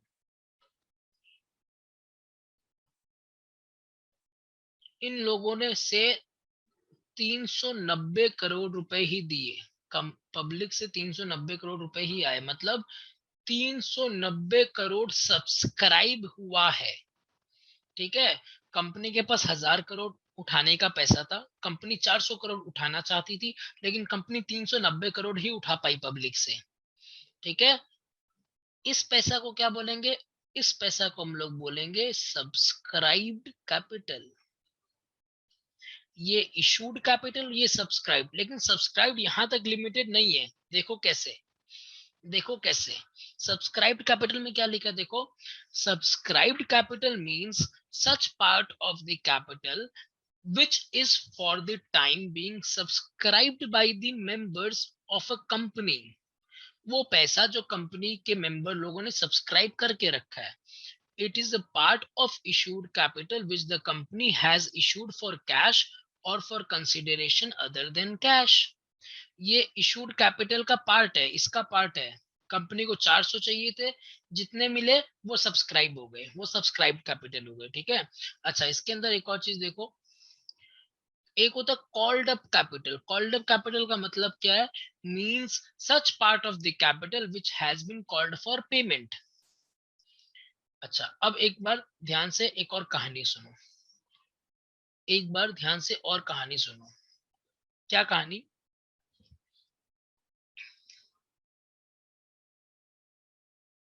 हर शेयर का एक फेस वैल्यू होता है, सपोज 10 रुपया। हर शेयर का एक फेस वैल्यू हुआ सपोज 10 रुपया, मतलब ये शेयर 10 रुपया का है, मतलब ये शेयर 10 रुपया का है, फेस वैल्यू 10 रुपया, शेयर 10 रुपया का, ठीक है। कंपनी है ना, 10 रुपए की जगह वो शेयर इशू करती है बाजार में 15 रुपए में। कितने रुपए में? 15 रुपए में। तो 5 रुपया एक्स्ट्रा जो कंपनी को मिला ना, उसको हम लोग बोलते हैं प्रीमियम। क्या बोलते हैं? प्रीमियम। 10 का माल कंपनी 15 में दे रही है, 10 का माल कंपनी 15 में दे रही है, ठीक है। अच्छा, एक कॉन्सेप्ट और है कि ये 10 रुपया है, या ये 15 ही पकड़ लो, चलो ये 15 रुपया ना, एक बार में कंपनी 15 रुपए नहीं मांगेगी। कंपनी शेयर होल्डर से एक बार में 15 रुपए नहीं मांगेगी। कंपनी क्या करेगी, इसकी पार्ट कर देंगी। कंपनी क्या करेगी, इसका पार्ट कर देगी। सपोज बोलेगी 4 रुपया एक बार दो, 6 रुपया एक बार दो, 3 रुपया एक बार दो, और 2 रुपया एक बार दो।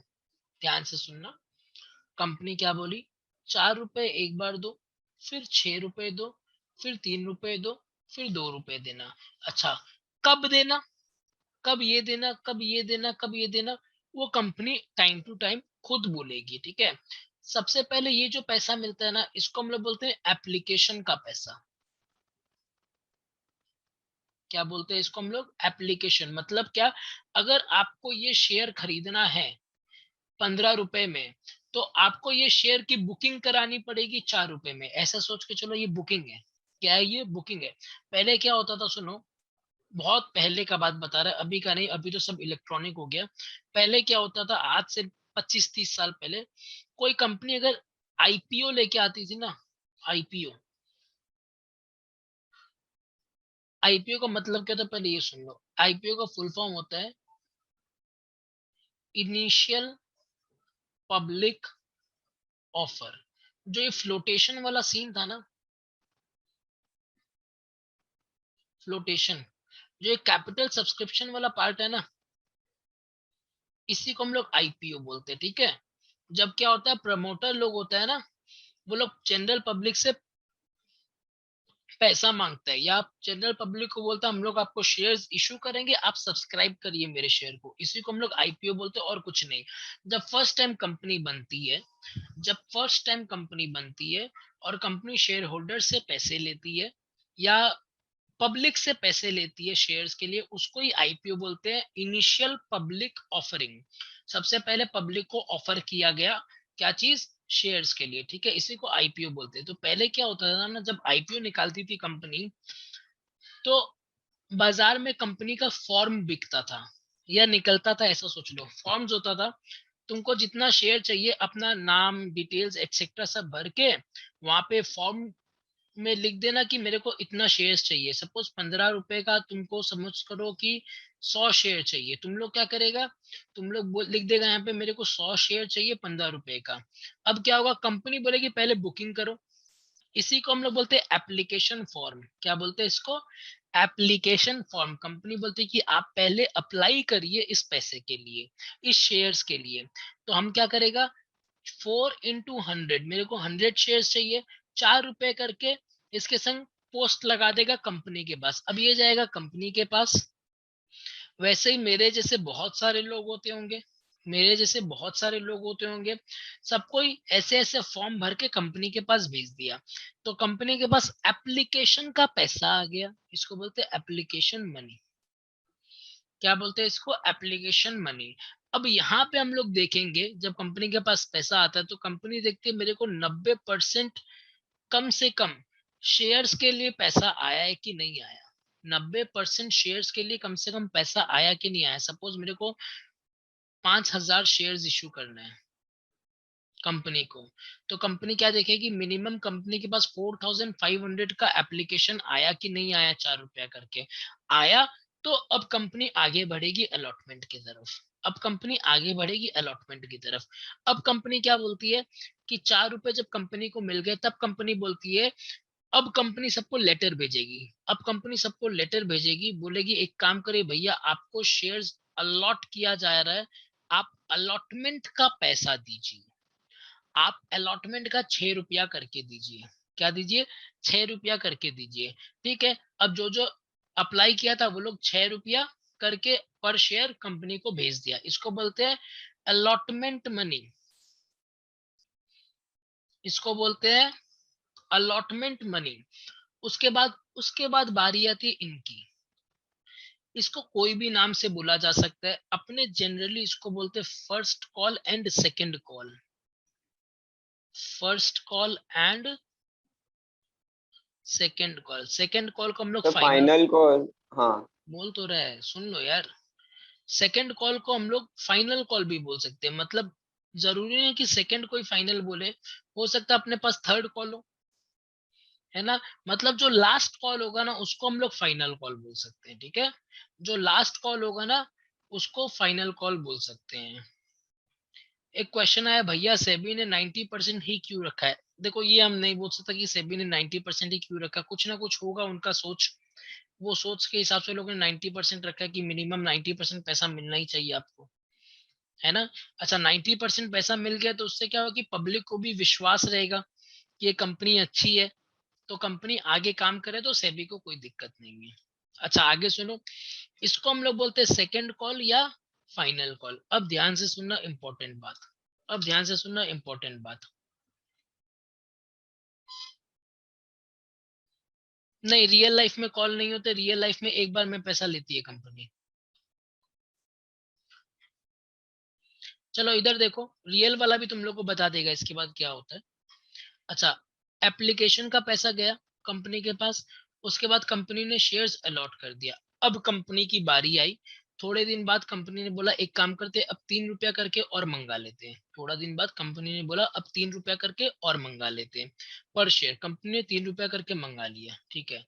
ये शेयर है 10+5 का, ये शेयर है 10+5 का। 10+5 का मतलब क्या हुआ, 10 रुपया इसका फेस वैल्यू और 5 रुपया प्रीमियम है।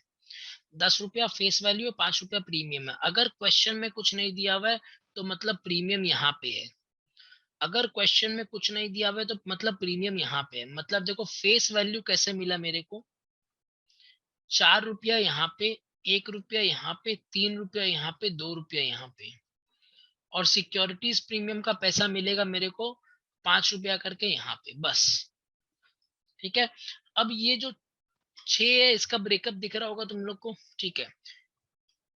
इसको हम लोग ना कैपिटल में कंसीडर नहीं करते, इसको अलग से रिजर्व्स एंड सरप्लस में ले जाते हैं।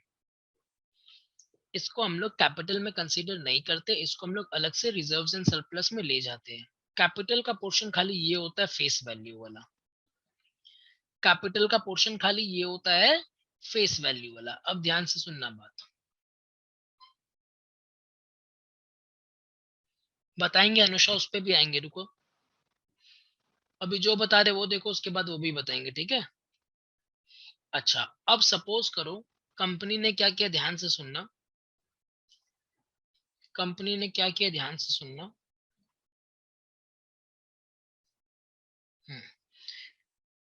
अभी कंपनी इस स्टेज पे है, कंपनी अभी इस स्टेज पे है। मतलब कंपनी ने 4 रुपए कॉल करके मंगा लिया, 1 रुपए कॉल करके मंगा लिया, 3 रुपए कॉल करके मंगा लिया, एक के साथ ये भी मंगवाया ही होगा, ठीक है। लेकिन कंपनी ने अभी तक इसके लिए कॉल नहीं किया है। कंपनी का जब मन आएगा तब कंपनी ये 2 रुपए भी मंगवा लेगी, लेकिन कंपनी को लग रहा है ठीक है अभी पड़ा है, कोई बात नहीं। तो ये शेयर का फेस वैल्यू था 10 रुपए, इसके ऊपर कंपनी ने कॉल कितना रुपए का कर दिया, कंपनी ने इसके ऊपर 8 रुपए कॉल किए हैं अभी तक, ठीक है। कंपनी ने क्या किए, कंपनी ने इस शेयर के ऊपर अभी तक 8 रुपया कॉल किया है, ध्यान से सुनो।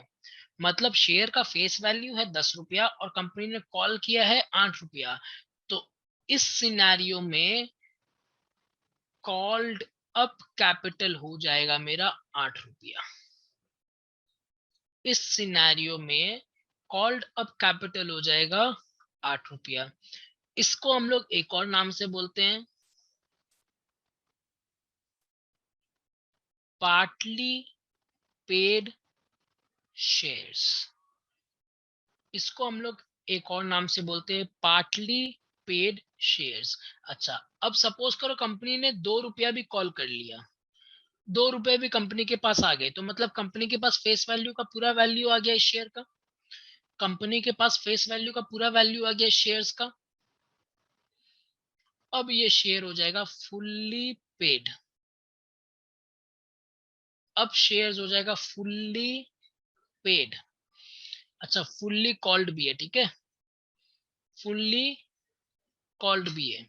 Fully called and fully paid मतलब इस शेयर के अगेंस्ट 10 के 10 रुपए आ चुके हैं, ठीक है। अब आ जाओ इस टॉपिक के अंदर। कॉल्ड अप कैपिटल क्या होता है, called up capital means such part of the capital 8 रुपया which has been called for payment, which has been called for payment, ठीक है ना। पेड अप शेयर कैपिटल क्या होता है, means such aggregate of money credited and paid up as is equivalent to the amount received as paid up in respect of shares issued and also includes any amount credited as paid up in respect of such shares of a company but does not include any other amount received in respect of such shares by whatever name called। ये किसकी बात कर रहा है, कोई बता सकता है?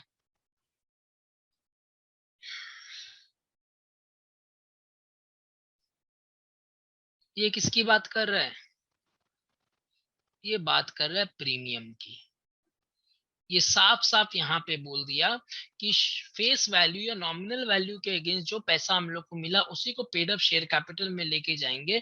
उसके अलावा अगर कुछ पैसा कंपनी ने लिया है वो पेड अप कैपिटल में नहीं जाएगा। तो वही तुम लोग को बताया यहाँ पे देखो कि पेड अप हो गया मेरा 10 रुपया, कॉल्ड भी 10 रुपया, पेड अप भी 10 रुपया, ठीक है ना।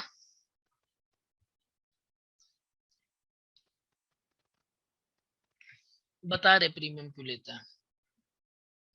एक बार ये टॉपिक पढ़ा देने दो, उसके बाद तुम लोग का 2-3 जो भी क्वेश्चन है ना उसका हम आंसर कर देंगे। चलो, सब्सक्राइब्ड कैपिटल इज क्लासिफाइड और shown under the following 2 heads. Subscribed capital 2 type का होता है, ये डेंजर मत कर लेना यहाँ पे, ये और ज्यादा इंपॉर्टेंट है। क्या है देखो, subscribed and fully paid up, मतलब when total face value has been called। यहाँ पे 2 सीन है, एक सीन तो ये है कि टोटल फेस वैल्यू कॉल हो चुका है, और दूसरा क्या है, and it is also received, मतलब कंपनी ने 10 रुपए कॉल किए, 10 के 10 रुपए कंपनी को मिल गए। कंपनी ने 10 रुपए कॉल किए, 10 के 10 रुपए कंपनी को मिल गए, वो क्या होगा, वो subscribed and fully paid up है। दूसरा, subscribed and not fully paid up, इसके अंदर 2 कैटेगरी होती है, इसके अंदर 2 कैटेगरी होती है। क्या, when the company has called up the face value but has not received it, इसका मतलब क्या हुआ कि कंपनी ने 10 के 10 रुपए कॉल कर दिए, लेकिन किसी आदमी ने से 2 रुपया नहीं दिया, लास्ट वाला अभी भी, किसी आदमी ने अभी भी लास्ट का 2 रुपया नहीं दिया, या लास्ट का 5 रुपया नहीं दिया, या कुछ भी जो भी अमाउंट है नहीं दिया, तो वो इस कैटेगरी में जाएगा। देखो, fully called but partly paid, fully called but partly paid, company ने फुल कॉल कर दिया 10 रुपया, लेकिन फुल मिला नहीं, 8 ही रुपया मिला उसके अगेंस्ट अभी तक, तो वो किस कैटेगरी में जाएगा, subscribed and not fully paid up. एक तो ये सिनेरियो। दूसरा क्या, और the company has not yet called the face value, 8 ही रुपया कॉल हुआ अभी तक, 2 रुपया कंपनी ने कॉल भी नहीं किया। अच्छा, 8 ही रुपया कॉल हुआ, 2 रुपया कंपनी ने कॉल भी नहीं किया, भले ही वो पूरा 8 का 8 रुपया कंपनी को मिल चुका है, कंपनी ने 8 रुपया ही कॉल किया और वो 8 रुपया पूरा सब्सक्राइब हो गया, फुल्ली पेड अप है ये, बट इस कैटेगरी में मत डालना उसको। इस कैटेगरी में कौन सा आएगा, इस कैटेगरी के अंदर 2 कंडीशन है। कंडीशन 1 क्या है, पहला बात, फुल्ली कॉल्ड होना चाहिए शेयर, मतलब कंपनी बोल चुकी है कि 10 के 10 रुपए दे दो, कंडीशन 1। कंडीशन 2, वो 10 के 10 रुपए कंपनी को मिल चुके हैं। अगर इनमें से एक भी कंडीशन फुलफिल्ड नहीं है, उसको आप इस कैटेगरी में डाल दो, उसको आप नीचे वाले कैटेगरी में डाल दो। फुल्ली कॉल्ड, 10 का 10 कॉल किया और 10 का 10 मिल गया। पार्टली कॉल्ड और एंड फुल्ली रिसीव्ड, मतलब 8 रुपए कॉल किया और 8 रुपए मिल भी गए, लेकिन इसके अंदर ये फुलफिल नहीं हो रहा ना, फुल्ली कॉल्ड, तो इसको कहां डालो, दूसरा वाला में। ठीक है, इसको कहां डालो, दूसरा वाला में। लेकिन 8 रुपए कॉल किए और 7 रुपए मिले, तो भी इसमें डालो। पूरा 10 रुपया कॉल किया लेकिन 8 ही रुपया मिला, तो भी इसमें डालो। मतलब क्या है, मतलब ये कि फर्स्ट वाला के अंदर में खाली ये जाएगा जो फुल्ली कॉल भी हो चुका है और फुल्ली रिसीव भी हो चुका है, उसके अलावा कुछ भी हुआ वो सेकेंड वाला में जाएगा। This is the most important, this is the most important. ये वाला समझ आया तुम लोग को।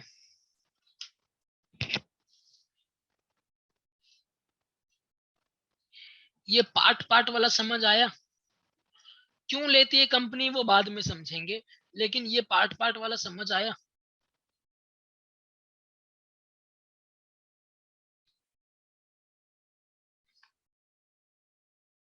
ठीक है, चलो अब तुम लोग का क्वेश्चंस आंसर कर देता है। ठीक है, चलो पहला क्वेश्चन आया था, भैया फ्यूचर में ऑथराइज कैपिटल इंक्रीज हो सकता है। हाँ हो सकता है, बता चुका है। भैया सेबी ने 90% ही क्यों रखा है, देखो 90% क्यों रखा है मेरे को नहीं पता। सेबी का नियम है कि मिनिमम 90% होना चाहिए, उनको लगता है 90% अगर पब्लिक पैसे दे रही है तो पब्लिक बेवकूफ तो नहीं है। 90% पैसे दे रही तो कंपनी को पब्लिक को विश्वास होगा कंपनी में। रियल लाइफ में कॉल्स नहीं होता ना, और एक बार में क्यों नहीं ले देता है पूरा पैसा।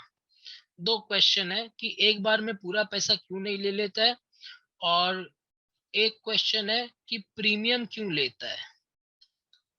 ठीक है, अब ध्यान से सुनो, ये जो फंडा है ना 4 6 3 2, रियल वर्ल्ड में एग्जिस्ट करता है, बट कंपनीज ऐसा नहीं करती रियल वर्ल्ड में। रियल वर्ल्ड में ये एग्जिस्ट करता है, बट कंपनी रियल वर्ल्ड में ऐसा नहीं करती। कंपनी एक बार में बोलती है एक बार में 15 रुपए दो। कंपनी क्या बोलती है, एक बार में 15 रुपए दो। ठीक है, तो जो एक जन बोला ना कि भैया पार्ट पार्ट करके क्यों लेता है, एक बार में क्यों नहीं ले लेता है, उसका जवाब ये है कि एक बार में ही लेता है रियल लाइफ में। जनरली ऐसा कभी नहीं होता कि पार्ट पार्ट करके लिया जाए। पहला क्वेश्चन ये था। अच्छा, दूसरा क्वेश्चन था प्रीमियम क्यों लेता है। प्रीमियम क्यों लेता है कि बदले हम तुम लोग को पहले एक बात और बताना चाहते हैं। जनरली फेस वैल्यू 1 रुपया 10 रुपया इतना ही होता है शेयर का। जनरली फेस वैल्यू 1 रुपया 10 रुपया इतना ही होता है। अच्छा, हम लोग जब भी क्वेश्चन पढ़ेंगे ना, उसमें ऐसा लिखा रहेगा 10 रुपया का शेयर है, 3 रुपया प्रीमियम, 5 रुपया प्रीमियम, ऐसा, या 100 रुपया का शेयर है, 20-30 रुपया प्रीमियम। रियल वर्ल्ड में ये फिगर कहीं एग्जिस्ट ही नहीं करता। इसका मतलब क्या, रियल वर्ल्ड में 1 रुपया का भी शेयर होता है ना, 80 रुपया प्रीमियम। 10 रुपया का भी शेयर होता है ना, 100 रुपया प्रीमियम। मतलब 10 रुपया का शेयर है, 110 में देंगे। तो प्रीमियम रियल वर्ल्ड में बहुत हाई होता है। अब आ जाता है कि सर प्रीमियम क्यों लेता है। प्रीमियम क्यों लेता है का रीजन ये है कि कंपनी का ऑथराइज्ड कैपिटल का लिमिट है ना, ऑथराइज्ड कैपिटल का लिमिट है ना, कंपनी का ऑथराइज्ड कैपिटल का एक लिमिट है। ठीक है, लेकिन कंपनी का प्रीमियम लेने का कोई लिमिट नहीं है।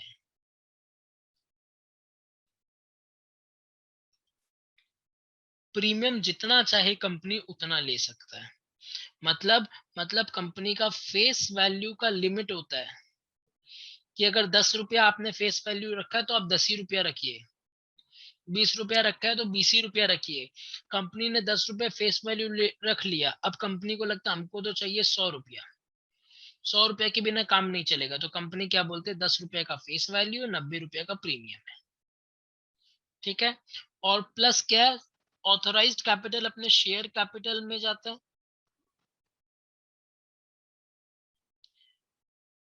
और सिक्योरिटीज प्रीमियम बोलते हैं इसको, प्रीमियम नहीं सिक्योरिटीज प्रीमियम बोलते हैं। ये हम लोग के रिजर्व्स एंड सरप्लस में जाता है। ये हम लोग के रिजर्व एंड सरप्लस में जाता है। अब बोलो किसी को कोई डाउट।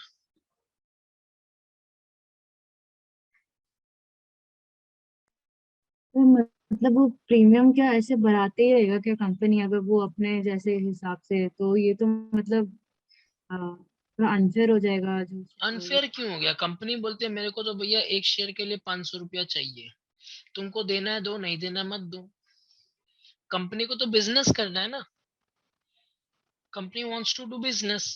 कंपनी बोलते है मेरे को 100 करोड़ शेयर इशू करना है, 10 रुपया का फेस वैल्यू है, एक एक शेयर होल्डर से हम 500 रुपए लेंगे। अगर तुमको लगता है कि कंपनी जेन्युइन है, कंपनी बढ़िया बिजनेस करेगी, तो तुम्हारा जो 500 लिया हुआ है ना, वो 1000 ही होने वाला है, नीचे नहीं जाएगा। बट कंपनी खराब निकल गई, कंपनी ने कुछ धोखाधड़ी किया, तो ये और नीचे चला जाएगा, शेयर होल्डर्स का वेल्थ डिस्ट्रॉय हो जाएगा। ठीक है, ऐसा जनरली नहीं होता, बहुत कम, बहुत ही कम केसेस में ऐसा होता है। रियल वर्ल्ड में ऐसा नहीं होता, क्योंकि सेबी जो होता है ना, सेबी वो रेगुलेट करता है मार्केट को, इसीलिए। ठीक है, इसमें कुछ नहीं, नॉर्मल है, अनफेयर का कोई बात नहीं। इसमें ऐसा मत सोचो कि 10 रुपया का चीज हम 500 में ले रहे, नहीं, ऐसा सोचो अगर ये 500 मांग रहा है तो ये 500 का ही चीज है। ठीक है, अगर ये 500 मांग रहा है तो 500 का ही चीज है रियल वर्ल्ड में। ऐसा मत सोचना कि 10 का हम 500 दे रहे, मेरे को तो अब 10 मिलेगा, नहीं, ऐसा नहीं है। वो 500 का अगर कंपनी बढ़िया है तो 1000 ही मिलेगा तुमको बाद में। ठीक है, और कोई डाउट किसी को बताओ। एक काम करते, एक छोटा सा ये भी कर लेते, जब इतना डिस्कस कर लिया ना, उससे रिलेटेड ही है जो अभी डिस्कस किया, उससे रिलेटेड ही है। आओ देखो, कैपिटल रिजर्व और रिजर्व कैपिटल बहुत इंपॉर्टेंट है टॉपिक। इसमें क्या फर्क है, ये क्वेश्चन मेरे को 11-12 में कभी समझ नहीं आया था। मतलब या तो कोई अच्छे से समझा नहीं पाए, या हमको ठीक से कभी पढ़े नहीं। ठीक है, इसमें क्या डिफरेंस है, सुनो, इंपॉर्टेंट टॉपिक है। कैपिटल रिजर्व मेरे ख्याल से तुम लोग को पता होगा। कैपिटल रिजर्व कुछ नहीं होता, कैपिटल प्रॉफिट को कैपिटल रिजर्व बोलते हैं। कैपिटल प्रॉफिट क्या होता है भैया? कैपिटल प्रॉफिट क्या होता है? जो हम लोग के नॉर्मल ट्रेडिंग बिजनेस से प्रॉफिट नहीं आए हैं, मतलब नॉर्मल गुड्स बेच के प्रॉफिट नहीं आए हैं, जिस गुड्स में हम लोग डील करते हैं वो बेच के प्रॉफिट नहीं आया, कोई अलग रीजन से प्रॉफिट आया, कोई फिक्स्ड असेट हम लोगों ने बेचा, या कोई अपना बिजनेस का कोई पार्ट बेचा, या कुछ भी बेचा, उससे मेरे को ये प्रॉफिट आया, तो ये मेरा कैपिटल प्रॉफिट होगा। ठीक है, तो it is that part of the reserves which is not free for distribution of dividend. Capital reserve से हम लोग डिविडेंड नहीं दे सकते। Dividend can be given only from free reserves. Dividend किससे दिया जा सकता है? डिविडेंड खाली फ्री रिजर्व से दिया जा सकता है। तो capital profit, capital reserve free reserve नहीं है, इससे डिविडेंड नहीं दिया जा सकता है। यहाँ पे देखो क्या लिखा है, इट रिजर्व कैपिटल अलग ही कॉन्सेप्ट है। क्या है? It is that part of uncalled capital which is called up in the event of winding up. तो अभी बताया था ना, 8 रुपया कॉल किया, 2 रुपया नहीं कॉल किया। 8 रुपया कॉल किया, 2 रुपया कॉल नहीं किया, तो ये 2 रुपया ऐसे ही पड़ा है। 2 रुपया ऐसे ही पड़ा है। अगर कंपनी वाइंड अप होगी ना, तो हम लोग शेयर होल्डर लोग से ये 2 रुपया मंगवाएंगे। तो हम लोग शेयर होल्डर लोग से ये 2 रुपया मंगवाएंगे। तो ये जो 2 रुपया है ना, ये रिजर्व कैपिटल है। ये जो 2 रुपया है ना, ये रिजर्व कैपिटल है। इसको अलग से रिजर्व करके रखे हैं कि बाई चांस अगर मेरे को वाइंड अप करना पड़ा तब हम ये मंगवाएंगे। ठीक है, it is created out of uncalled capital. जो पैसा अभी तक मंगवाया नहीं था उससे ही ये आ सकता है। ये कैसे बनता है? ये कैपिटल प्रॉफिट से बनता है। It is not mandatory to create a reserve capital except for companies with unlimited liability.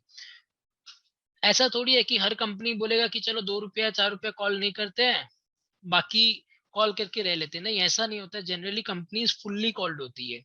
Generally shares are fully called. तो ऐसा कोई जरूरी नहीं है कि रिजर्व कैपिटल बनाना ही पड़ेगा, लेकिन it is mandatory to create in case of a capital profit. अगर कैपिटल प्रॉफिट हुआ ना कंपनी को, तो कैपिटल रिजर्व बनाना ही पड़ेगा। उसको हम लोग फ्री रिजर्व में नहीं डाल सकते।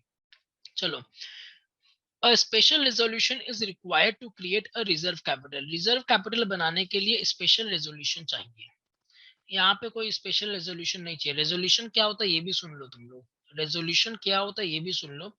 शेयर होल्डर लोग होता है ना, शेयर होल्डर्स लोग से ना हम लोग वोटिंग करवाते हैं। क्या करवाते हैं? वोटिंग करवाते हैं।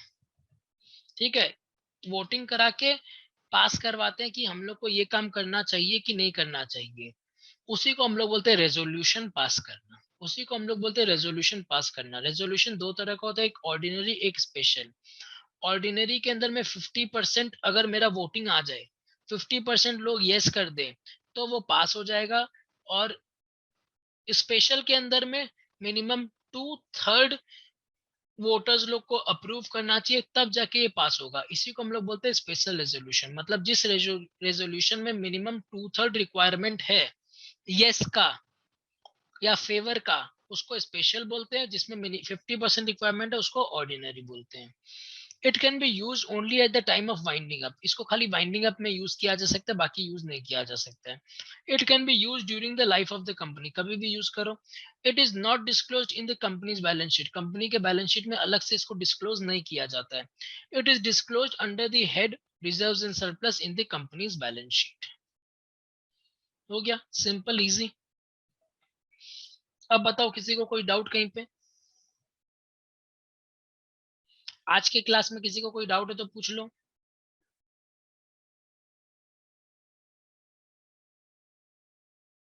सब क्लियर है ना सबको? ठीक है, चलो आज का क्लास तुम लोग रिवाइज करना। ये मटेरियल है ना, अभी हम भेज देते तुम लोग के एडीएनसी वाले ऐप के अंदर में।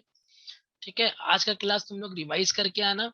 नेक्स्ट डे मिलते हैं। नेक्स्ट क्लास तुम लोग का फ्राइडे को लेंगे। ठीक है, फ्राइडे या सैटरडे जो नॉर्मल क्लास होता है, या तो वो होगा, या फ्राइडे को एक क्लास होगा, फिर सैटरडे को क्लास होगा। ठीक है, चलो थैंक यू एवरीवन। मिलते हैं next day. Bye bye, take care. Saturday को 12 PM। हाँ, सैटरडे 12 PM। 12 PM फिक्स कर दिया तुम लोग का। बहुत जन को बहुत प्रॉब्लम हो रहा था टाइमिंग के लिए, तो 12 PM सैटरडे का क्लास फिक्स हो गया। उसके अलावा अगर कोई एक्स्ट्रा क्लास हुआ तो अलग बात है। ठीक है, थैंक यू एवरीवन। रिवाइज करके आना इस टॉपिक को। Bye bye, take care.